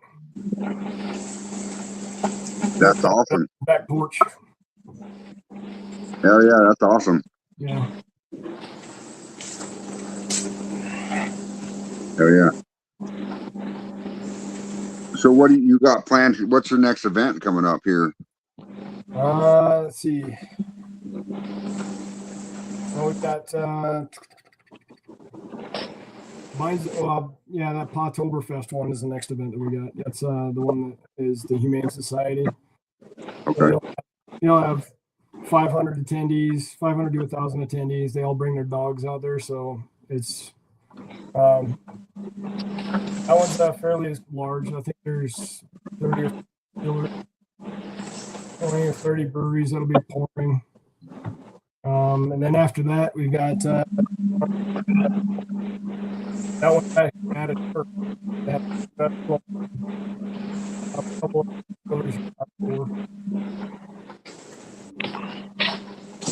Okay. And then right back into we got the Cheyenne Mountain Zoo, and then I actually have a contract with the Broadmoor where I do. They pay me to be a moonshine expert, pour my shine, and tell stories. Corporate events. That's cool. Big corporate events that go there, like Home Depot, and Yeah. They bring like 300-400 people to the Broadmoor, and they do these excursions, play golf, and all this other stuff during the convention. And night out where they have their big meal, they serve alcohol, and I go out there and tell them about my story and tell them where to buy it. That is awesome. Yeah. Keep an eye on this damn thing. Till I get her down pat. Yeah. It's been awesome having you on here tonight, man. The stories you have been telling us is freaking amazing. Yeah. So do you have any other neat stories, like blooper stories where you had your ass hanging out the still, but something different kind of? There's always some dumb shit going on here. That was the best one. What's another good one? So you remember that buddy I was telling you about? That was we were working on making a rum. Yeah. And he got this idea of heat and light to decrease the aging. So we put a bunch of oak staves into a still, and we wanted to heat it up in order to, lessen it or just get that oak and influence into it faster. So if you add heat and light, especially like ultraviolet light, you can decrease the aging time and get the character and drinkability down a lot faster. So his idea was to heat that still up, not like super hot, get it to about 80 to 100 degrees in there, and decrease the aging time, see how fast we could get all that character and see how brown we could turn that liquid just in 1 week. And he came in and turned that on, and I had turned it off. And I came in just to pop the clamp on the top of it and got a geyser of about 130 proof in my face. Oh, no. And it was over 100 degrees. Oh, no. Yeah, in my eyes. I had to make an emergency trip to Walgreens to get that gel. You know, alcohol dries out your skin. Imagine how it dries out your eyeballs. I thought I was going to go blind, but I had to get that gel eye drop shit. It's literally you had to just squeegee it in there almost like toothpaste. Wow. Just eyeballs wouldn't dry out. Wow. But, didn't lose any sight, but it was a learning experience. Did you keep any of the liquor? There was probably that much in the bottom of it. Damn it.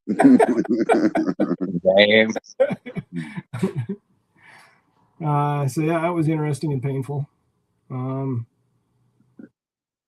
I mean, other than that, I mean, the ass hanging out of the still was probably the funniest one. My wife laughed so goddamn hard, I thought she was going to piss her pants. That's funny. She actually called me right after it happened as I'm throwing shit around the distillery because I was pissed off. I had a bruise across my waist from the edge of the still. Oh, man. Over in. So yeah, the whole time I'm in the still, you can see my ass hanging out of it. You can see my foot trying to grab the bucket. Every time I put weight on it, the bucket would slide. And I'm like, if that bucket completely slides out and I got nowhere to get any leverage, I don't know how I'm going to get out of this thing. Because the opening is only about like this. Yeah.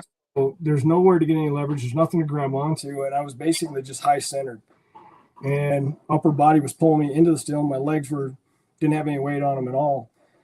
And about 5 or 6 times I got my toe to grab that bucket and pull it closer to stand up on it. But every time I put weight on it, it would slide. And I'm like, shit, every goddamn time. And finally I was able to jimmy myself out of it through a lot of pain.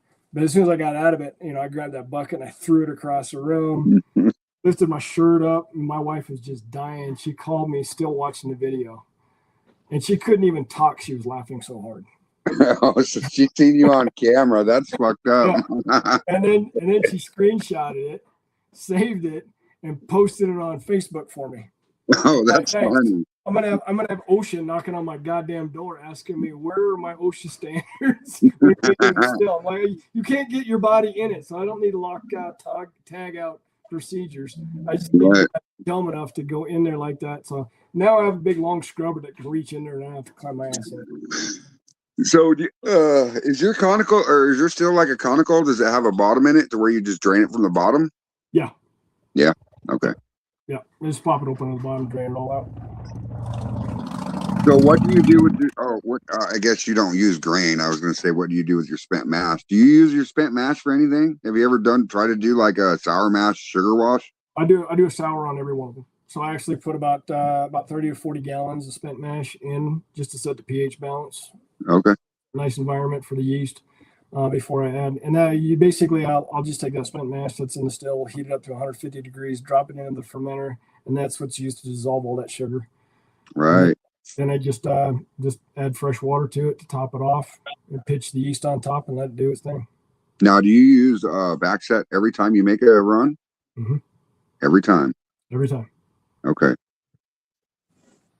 I was just curious. So, what's the furthest generation you've ever had for sour mashing that without crash or pH crashes? Because a lot of times, like with us distillers, if we're doing corn or grain or whatever, you get into like 6 and 7 sour mash generation. It's almost impossible to keep the pH at a stable level. Oh, really? Yeah. The longest I've gone using just using spent mash after spent mash, is about 6 months. Wow. Yeah. Wow. Huh. Never had an issue. I mean, it's a lot different when you don't have all those grains. When you got the grains, that changes everything. You get a lot of different things with just using granulated sugar. You don't have a lot of the headaches. Right. Which, I take a lot of heat from that, where people say that that's cheating and it's making weak moonshine and if it doesn't have grain and all that. But, say what you want. I'm doing what traditional Colorado moonshiners did. And how can they call it weak if it's 150 proof, man? Yeah. Well, I mean, weak as far as Exactly. Yeah. I take a lot of heat on social media about, if it ain't taxed, it ain't shine, or if it's taxed, it ain't shine. If it ain't made in Appalachia, it ain't shine. If it ain't, it's all these think they know it alls. It's what state are you in and what state, what did they make there? Every state in the union made moonshine.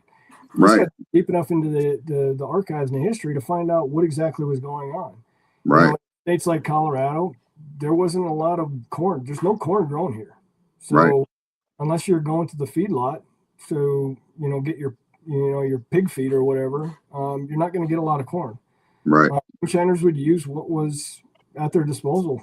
Guys up in northeast Montana that I talked to, through my old man, they were using molasses. Molasses Yeah. is used to make feed for cattle. So they would use molasses from the feedlots to make basically rum. Right. And a lot of them in the winter would applejack that rum. They'd freeze it out on the porch because it's cold as shit. It's Yeah. 20 below 0. So they just applejack it. Right.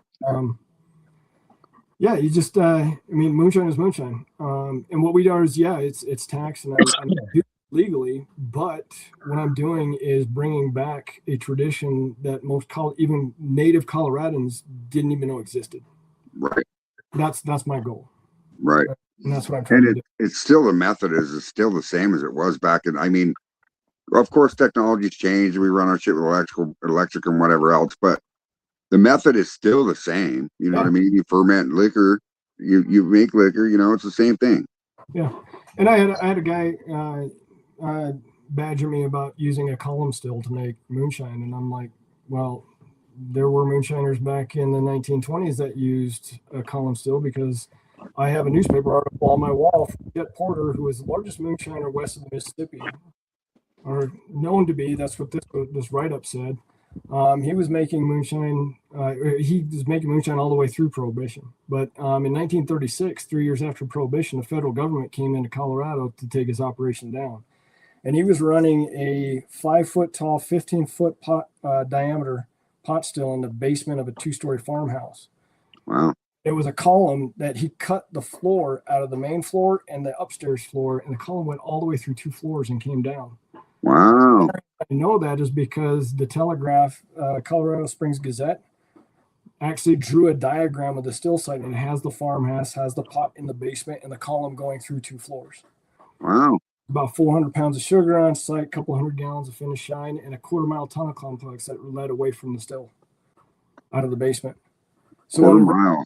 when the revenues showed up, there was nobody there because they escaped through the tunnel. Right.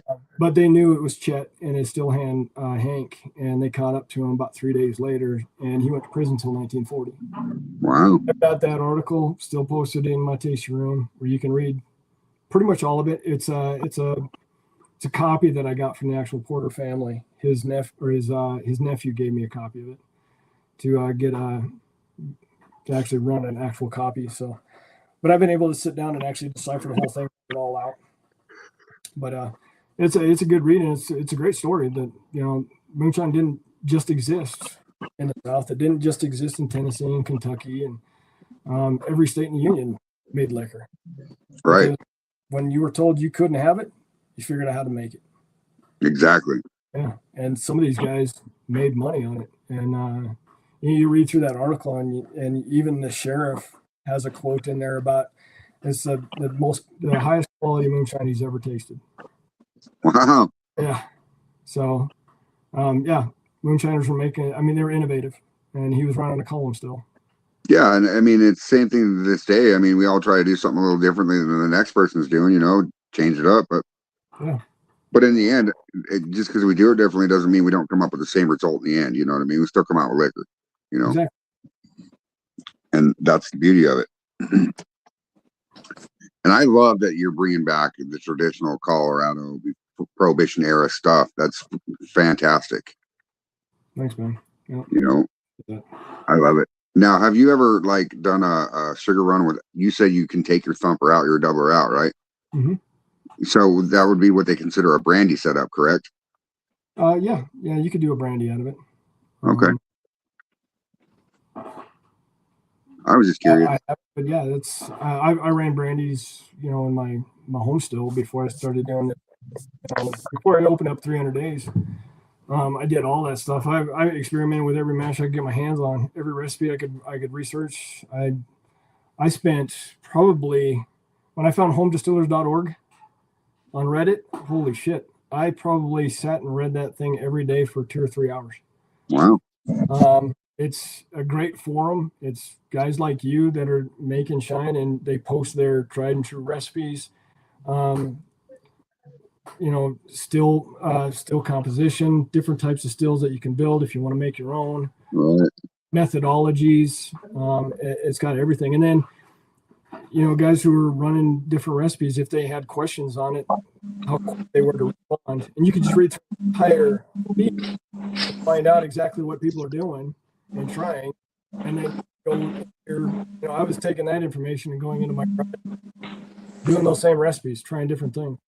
Right. Hell yeah. Changing up my still all the time, trying different shit. And now that you've been running this recipe for a while now, because it's a tried and true recipe, and you like that run, right? Yeah. That's awesome. Being able to use all natural ingredients, using a lot of the same materials that moonshiners were using here 100 years ago, I think is the most important part. And right. Yes, we use, our modern take is the different flavors that we make with it. And I don't get all of those flavors from Colorado, but the base that goes into that, what it really comes from is traditional Colorado shine. Traditional Colorado. Yep. That's awesome. That is awesome.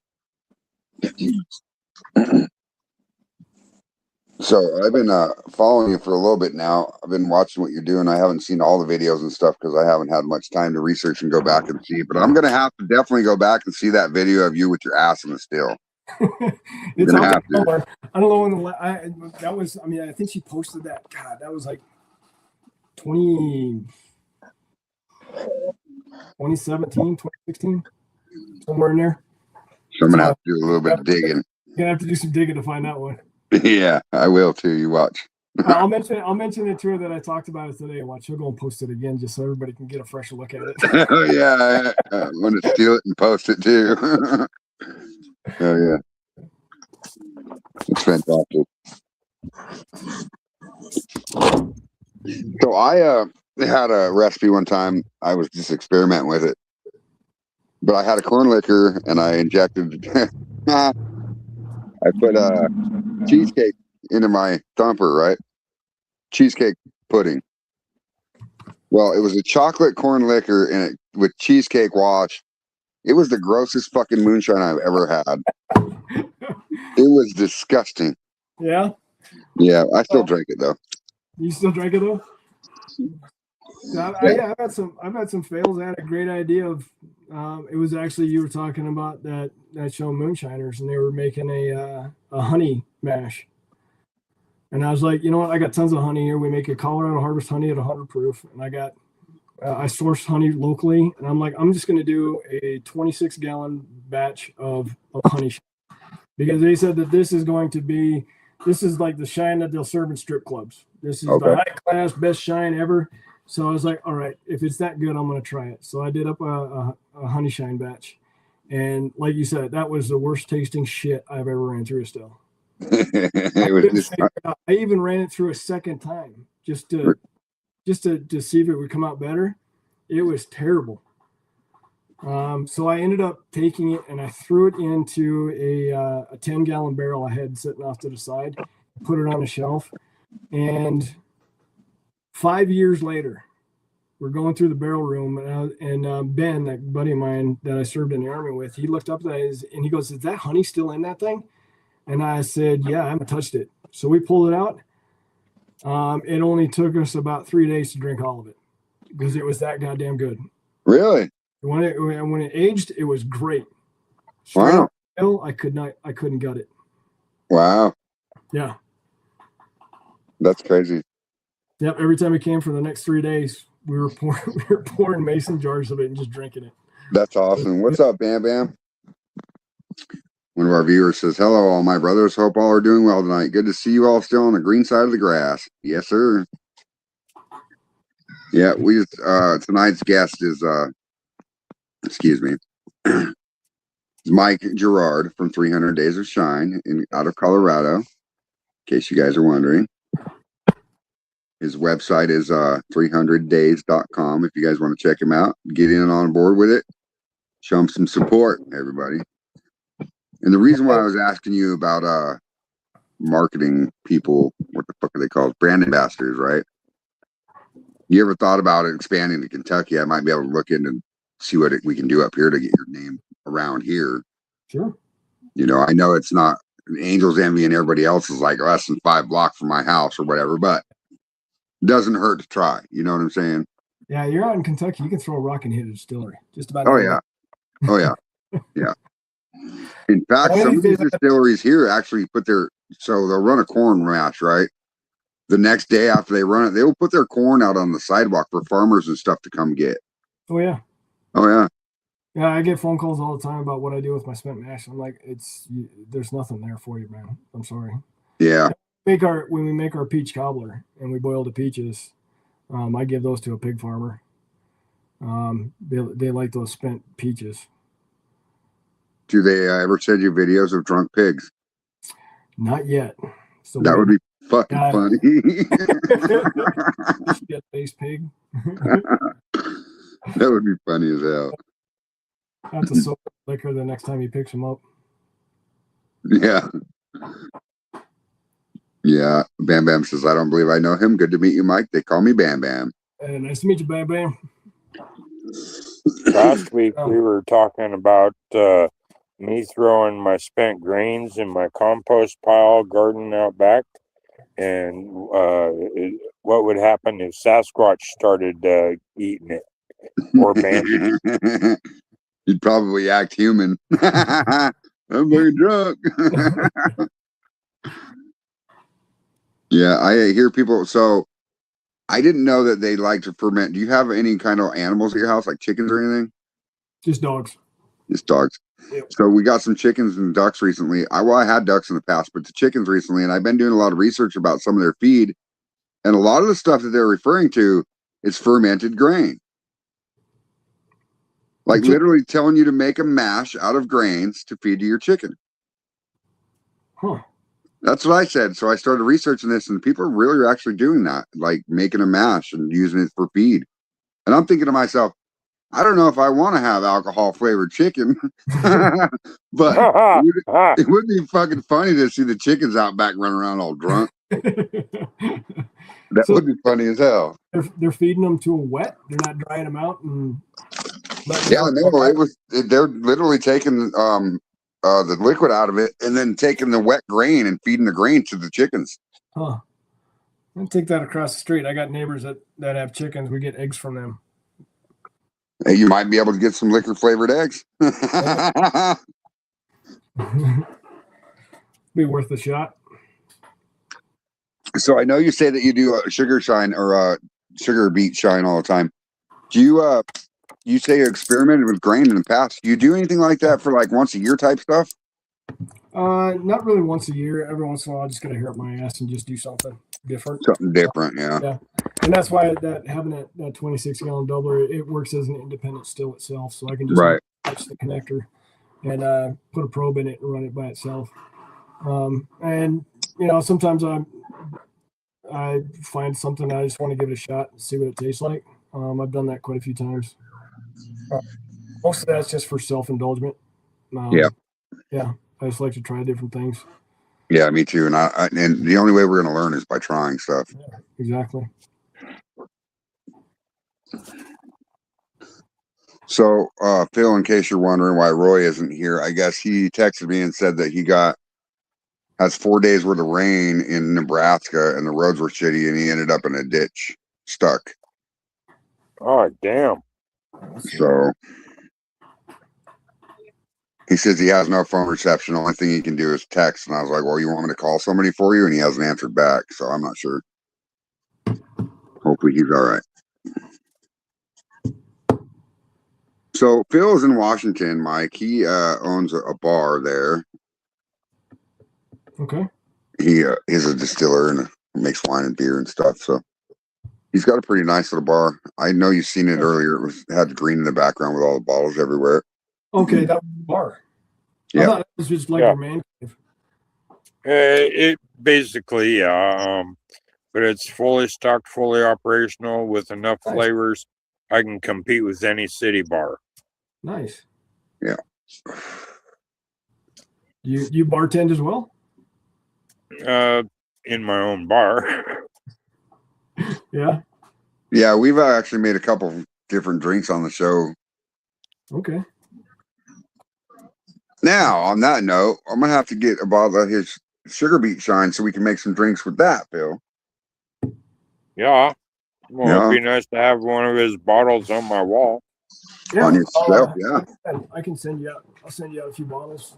Hell yeah. That'd be great. Get you some Sugar Moon. Our other big sellers are Firebomb Cinnamon. I do 100 proof cinnamon. That'd be cool. That one is a little bit different on the label. It's got a UD tech that's ingrained into it, as well as the UD memorial behind the word 100. And we donate $1 to the UD Warrior Foundation for every bottle that we sell. Sweet. It's intense cinnamon, though. It's not like this hint of cinnamon shit. A lot of places that we distribute that to here, especially your on-premise locations like your bars and restaurants, they won't even stock Fireball anymore. They just keep mine on the shelf. Really? That's awesome. Like I said, it's 100 proof, so with the amount of cinnamon in it, you can't alcohol. It's like those Fireball jawbreakers when you're a kid.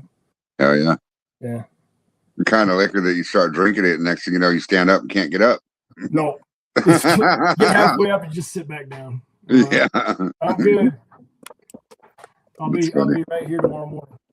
Yeah. Just let me take a nap. That's right. Hell yeah. Hell yeah.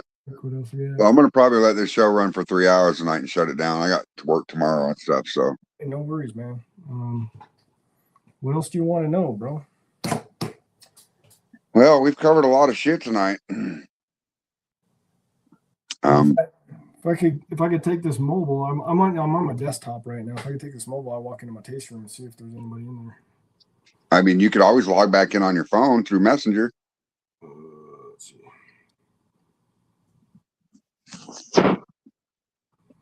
Yeah, I can take you on a little tour here.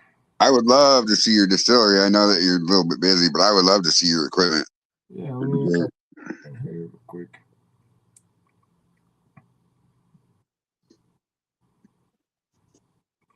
Messenger.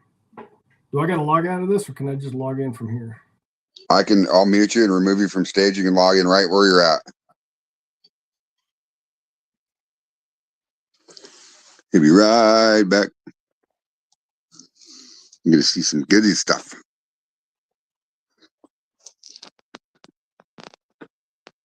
That's funny. Telling the governor making chicken feed. Yeah. When you come in, Mike, I'll take you off stage and you can put your phone on stage. Okay.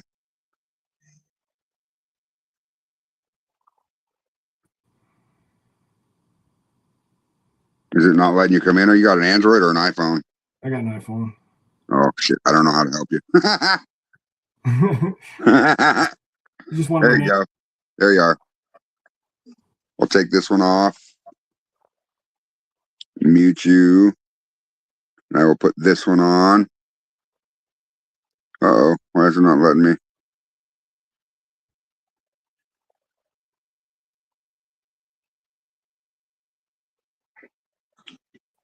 It's not showing me that you have a camera or a microphone connected.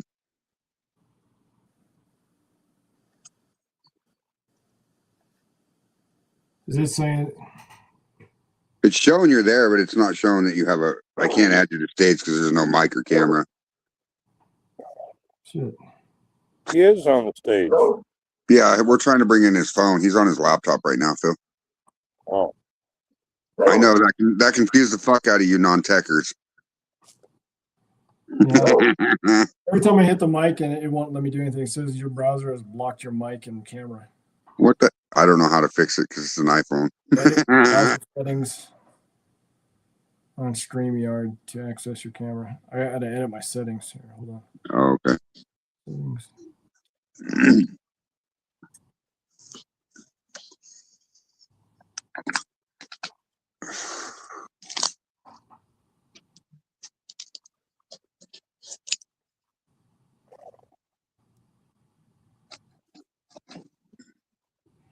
Oh shit.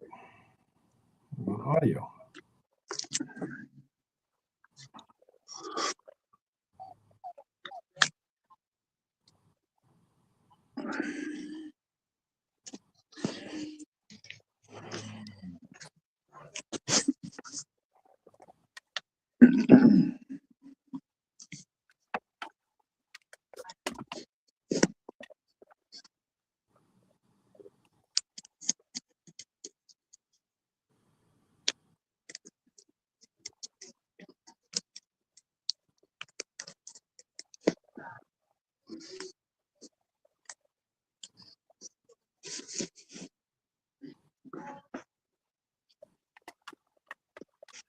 I don't think it's going to let me in. Uh-oh. Let's see.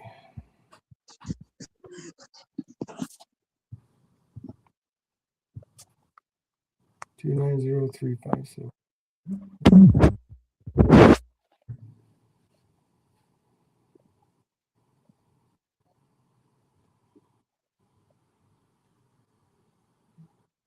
Oh.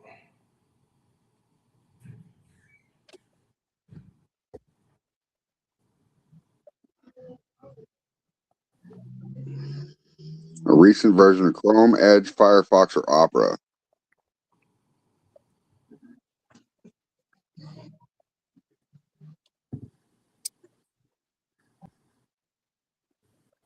That was on Facebook, right? Why is it not letting me?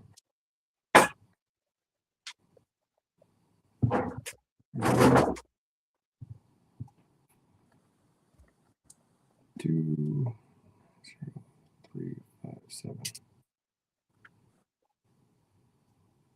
Myself out. I'm sorry, I kicked myself out that time.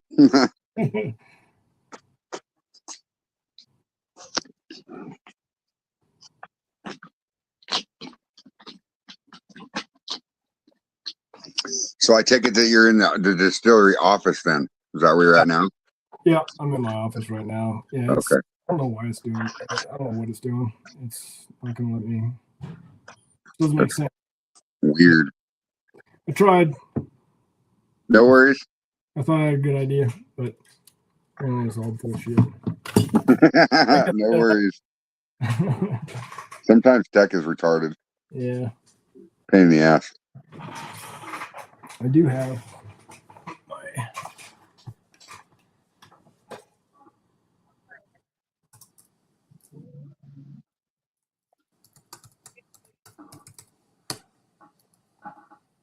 So you guys do this twice a week? Yeah, Sundays and Tuesdays. Nice. Yeah. I think you've got a pretty decent following too. Yep. I've been working on that. What is the? What was the? Let's see. I can probably put it on my laptop. What are you, the group? Yeah.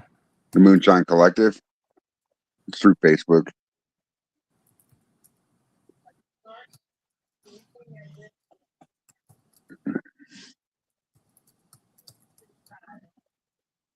BY5KMQU2A.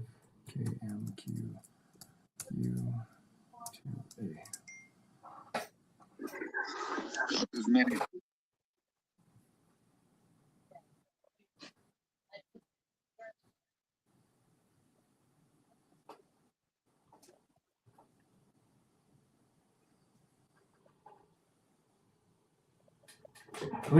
I think I get on here on my computer. Okay. There we go. 1 second. Let me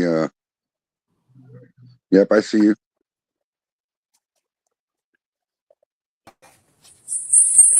Oh, hold on. Oh, let me get out of here. Yep, there you go.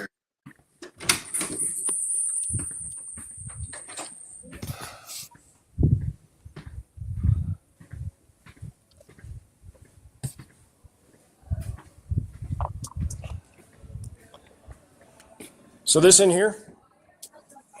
Yeah. This in here is our barrel room. Sweet. And our wholesale floor. And we store a bunch of shit in here for extra space or extra tables and stuff just for our tasting room. But anyway. Hey! Good. Look at How are that you? monster behind him. Beautiful. So you see, this is where we run. That's the 130 gallon still, runs into that 26 gallon doubler. Awesome.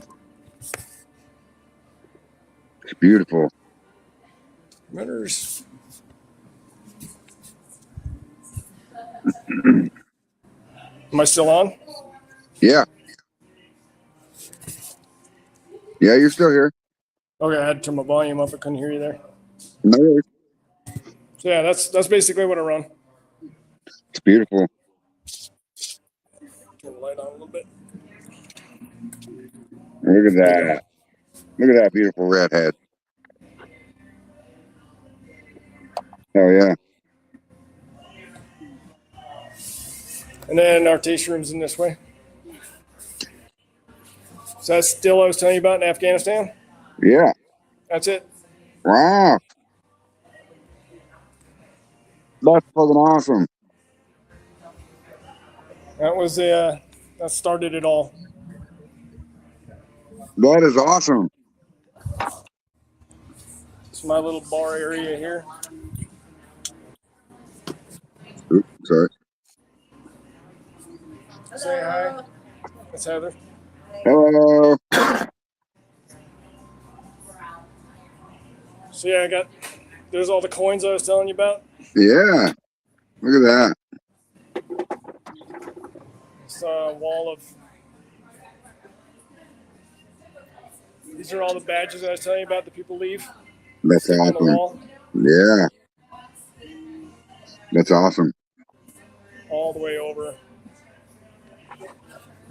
That's pretty much it, man. It's a pretty small space, but it works.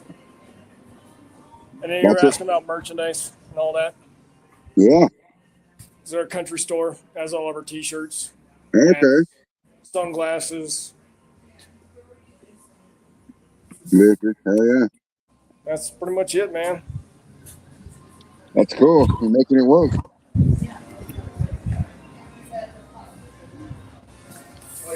Some of my original. Oh yeah. Hello, buddy.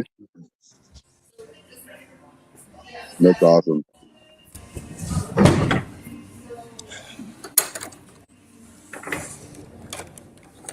That's our home, basically.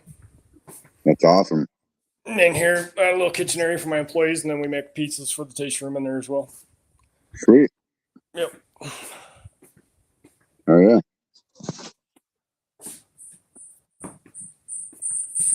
Uh-oh.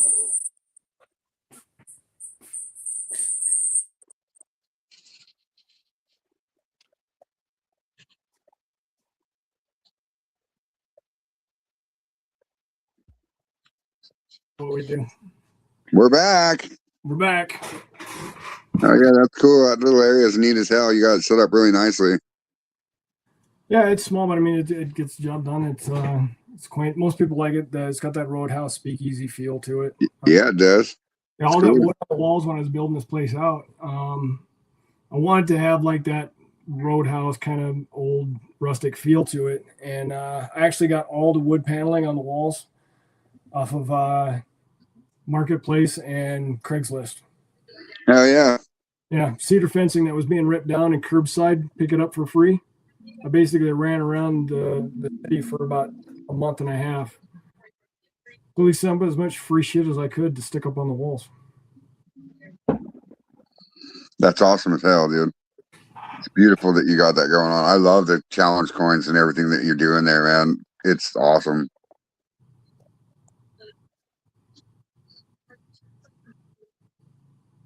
Sorry, somebody texted me. I got sidetracked. No worries. No worries at all.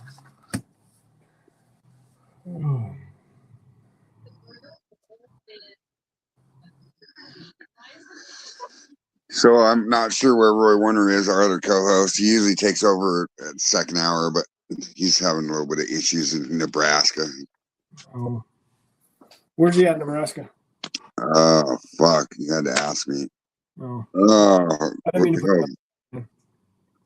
I've been there. It's a little town. It's not Kearney or anything. Shit. The only reason I ask, my wife's family is, she got a lot of family lives in York. Okay. 1 second, I'll tell you. Hopefully. It could be way back in the archives here.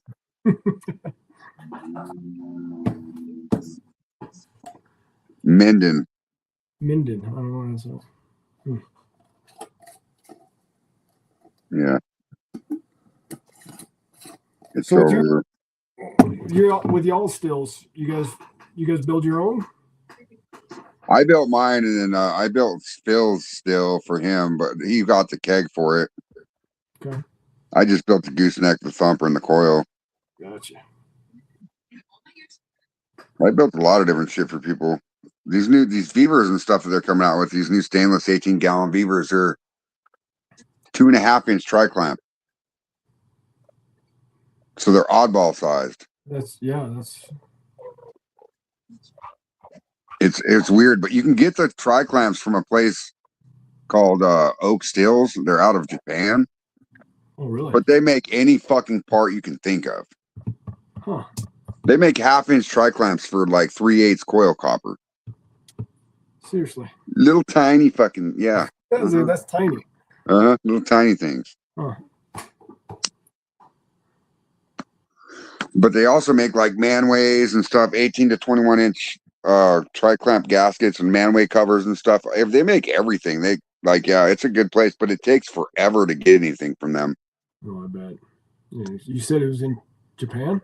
Yeah, and then the tariffs right now are killing people with copper. They used to be like, you can get a 2-inch copper tri-clamp from them, or copper tri-clamp ferrule from them for like $8.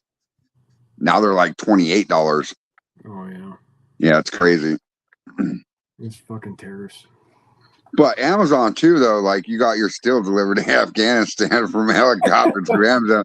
You can get a lot of different parts for distillation from Amazon too. Oh, you can. Yeah, it's crazy how much shit you can find on Amazon. Yeah. Like, do you ever pack your column with like copper pieces or mash or anything? so the main still has got copper plates and downcomers, but Right. doubler, I actually got that packed with copper mesh. Okay. I just packed that in there, and that's just for just a final scrub. So Right. we run still a little bit hot, but we don't have any heating source in that doubler. So that pipe runs all the way to the bottom, just like a true doubler. Right. It's the actual ethanol steam that will reheat it and redistill it for the second run. Right. Basically a second distillation through that. Yep. That column, and I do have a deflag at the top of that one as well. But I don't really run much through that. You don't need to. It slows it down so much. I mean, keep that one off, and I only run the needle valve on the main about 2 turns, and I average about 175 proof.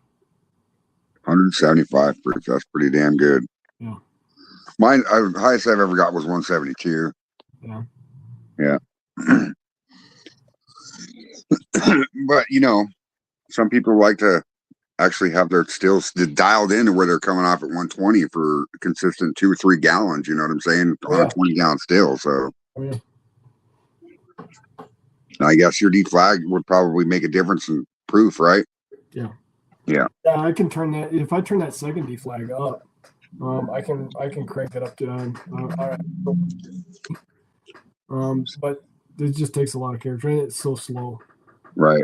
Got to manage your time, especially if I'm paying somebody to, sit here for 12 hours while I'm still. Yeah, you want it to run quick. Yeah, want to run a little bit quicker, and it's not going to make that much of a difference in the flavor in the character. Right. So. Right. Right. The only thing that I do a little bit different is I turn down the reflux on the stuff that I do in the barrels, the barrel finish. Those ones average right around 160 to 165 because I just want more flavor in it. Yeah, and I agree with that 100%. Now, when you're running your column, you're considered neutral spirit at that point, right? Almost a vodka. Not unless I hit 190 proof. Right. Well, distillation standards is 190, right? Yes. Now, backwoods moonshiner, on the other hand, 165, 170. And vodka is also supposed to be potato or whatever. Yeah, a vodka can be basically anything. You got cane vodka, potato vodka, wheat vodka, corn vodka. Yeah, nowadays the standard is just 190 proof. It doesn't 190. You do have to put on the label what the mash bill is. So if you're making just a plain vodka and you're running potato, you can just call it a vodka. But if it's wheat, it has to have somewhere on the label where it says wheat, and that's just TTB government standards. See, not that reminds me.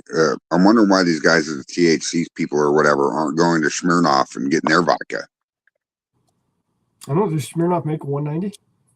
I'm not sure if they do. I know Everclear does, but I'm not sure where they make that shit at. I know a lot of places around here that are doing it. They just use Everclear. Everclear. Yeah, and maybe this 420 thing, this local distillery was doing it. They just wanted something local. I don't know. I don't think it's any better on price because you can get Everclear for nothing. That's cheap. Cheap. That's cheap. That's a cheap headache. Oh man. Massive hangover. Yes. And see, that's the other thing that I like about small craft distilleries like yours and stuff is because you're running a batch and then you clean it out and running a batch, not doing a constant run, like Jack Daniels, Crown Royal, and all them guys. They have systems where they're injecting mash while they're running, and they continuously run for fucking days before they ever clean anything out. And you get all the foreshots and everything in that goes in the barrels. That's where your hangovers come from. Yeah. That and then the tannins in the barrels themselves. Right. And that's what I like about craft distilleries because you don't get that stuff. You can drink a fucking whole fifth and then go to work the next day and still be drunk, but you won't be hungover. Right. And then the other thing I like about craft, especially when it comes to aging, is these phenols that collect up. So like your large distilleries, your big 13, they do cold filtering. Right. Cold filtering is basically chilling it to 32 degrees, centrifuge, and they spin all the phenols out of it to make it symmetrical on the shelves. Well, what you're doing is you're taking that craft character out of it. So that's why like Jim Beam came out with Old Tub. That's their craft version where they don't cold chill it and filter it. They don't cold filter it. So they consider that their craft. And so we get a lot of people, and I don't know if you can see it that well in this one. See that cloud on the bottom? Oh, give me 1 second. Have you seen that? Yeah. Shake a little bit, it'll kind of come up a little bit. Right. That cloud, those are phenols that are built up in there. It's a natural process of the reaction of the alcohol with the oak. And those will build up in there. So when you harvest it, when it's in the barrel and it's a little bit cold, you don't really see those, right? So when you actually proof it down and you bottle it, it'll look clean and clear, and you won't see any of that in there. The longer it sits on the shelf, you'll start seeing them build up, and you'll see little cloudy spots all over in the bottle. Eventually, they'll start clinging to the point where they'll actually settle down like this one has, and they'll settle down in the bottom. And those are just, like I said, the best article I found was a guy, the head distiller at Stranahan's, wrote an article about what that cloudiness is, and that is indicative of a craft spirit. It has those phenols that build up in there and they settle. But what those do is if you just shake it up and leave that in there, that's what's going to give you that creaminess, that butteriness that you get in a whiskey instead of so dry. But that butteriness, that mouthfeel, that little layer of mouthfeel that you get on the roof of your mouth. Right. That's what you're going to get out of craft. And that, I think, is actually extremely important when it comes to craft. I agree. And aging. I agree. So I've had customers come back and they don't want a bottle with that, and I'll take them every time. I'm like, I'll exchange it out for a bottle that doesn't have that, because it usually, when we're batching those up in 55-gallon drums, when we start bottling it that day after we get all the water in there, get it proofed down to our bottle proof, we'll start bottling those. In the first half batch, you aren't going to see any of those no matter how long it sits on the shelf. Now if we come back the next day and finish that bottling run, those phenols have time to settle just enough to where you get to the bottom of that barrel, like the last 6 or 7 bottles all have that film this high on the bottle. Wow. And I will take every single one of those. Yes. And drink those myself, because I think that is the best bottles coming out of that batch are going to be those ones. I agree. I agree 100%. A little bit of that oak dusting on the bottom of it, that cloudiness that builds up, that just gives that really nice mouthfeel, especially if you're a cigar smoker. Right. I agree. I love that part of it is really good. Yep. Mm-hmm. So yeah, that's that craft stuff. This one, the craft. Gotta love it. It's good stuff. Speaking of which, Real quick shot. gotta take another one of these. Well, Phil. Pros. Hell yeah. So yeah, this came from a this kid I met on TikTok. So we got social media. We do Instagram, Facebook. You can find us at 300 Days of Shine or 300 Days of Selling on Facebook and Instagram. We do a lot of videos, do a lot of history, or it's me making drinks up front and knocking shit over. And we got blooper reels and all that. We do what's called the Hillbilly Cocktail Hour, where I'll go on my way here. I got my social media guy who's going to do content, and basically he just runs the camera and we just go through a whole bunch of content, filming me talking, doing this, that, and the other thing. What we do is called the Hillbilly Cocktail Hour. On my way in, I'll just stop at the grocery store and I will just grab a bunch of random shit off the shelf. And I'll come in and we'll make cocktails out of it. So this kid found me on TikTok, and my TikTok isn't 300 Days Shine, it's Moonshine Mike 07. Right. Where I do kind of repost a lot of the reels that we've been doing for the last 7 or 8 years on Facebook and Instagram. And I just got TikTok going, but it's starting to create a lot more customers than I knew existed. Because the demographic, the people that follow TikTok, most of them don't even have Facebook and Instagram anymore. They just have TikTok. Right. And finding that out really fast right now. But this guy I met, he's from Arkansas and just happened to be in town a few days ago. And we started chatting on the message board. And he said he was going to swing by, let me know what he makes. And he has one of those stills I was telling you about, that countertop still. Yeah. Basically, I mean, it's got a little copper dome on it. And it looks like a coffee maker. Right. Literally, he just puts his mash in there, pushes a button, and it does everything for him. Spout comes out, and he just runs the liquor out of it off of his kitchen counter. And that's what he made with it, and just dropped a stave in it. But I think it's just getting into a different realm of social media, I think, has been pretty important. And I wish I would have done a lot sooner. But I'm finding a lot more people in the industry and who are just home distillers. The guys that I aspire to be. Again, one of these days when I retire from this shit, I open up my little tiki bar in Florida. I'm going to run moonshine in the back. I'm going to have the spout come right out behind the bar, and I'm just going to make cocktails right off the still. There you go. I told my wife that's my retirement plan. You're an idiot. But everybody I talk to that I give them that concept, they're like, that would be amazing.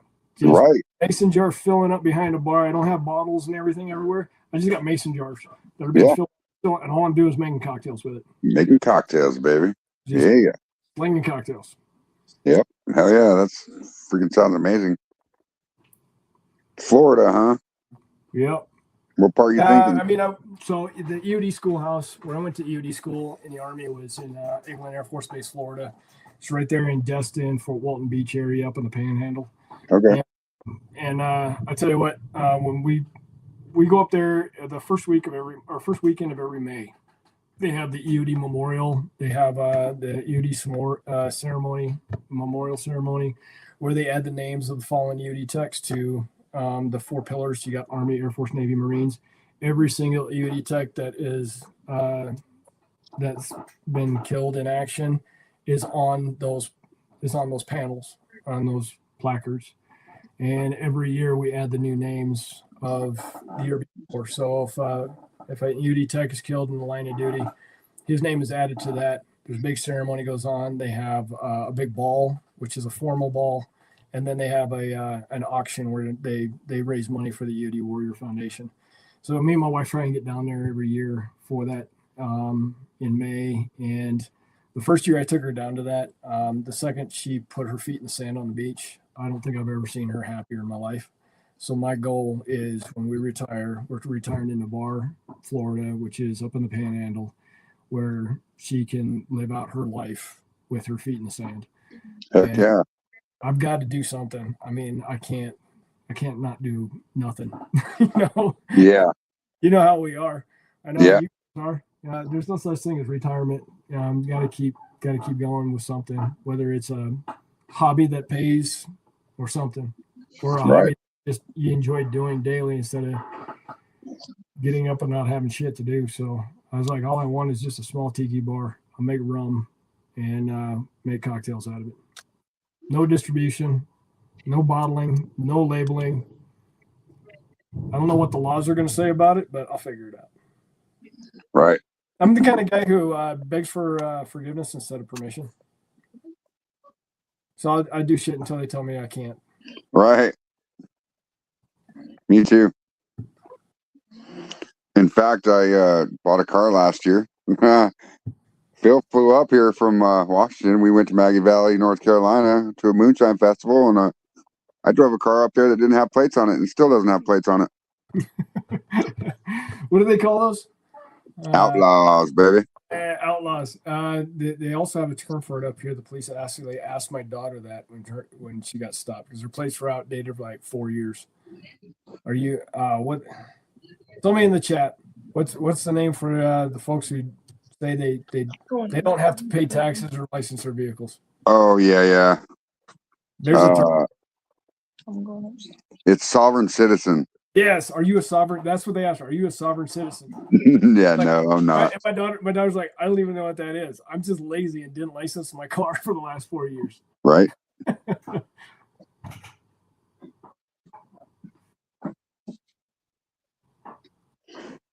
Yeah, I'll just claim sovereign citizen and make moonshine. Yeah.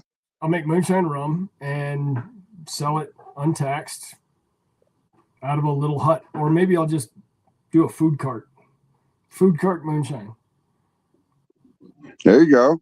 paddle cart. There you go. Food cart moonshine. That's great.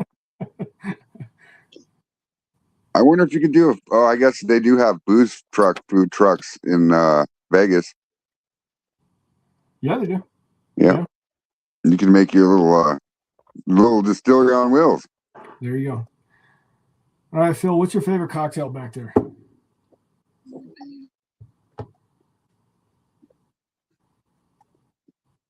Phil, he's talking to you. What?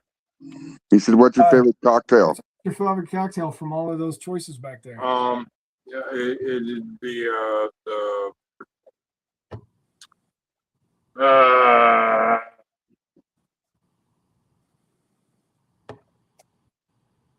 I just made it last night.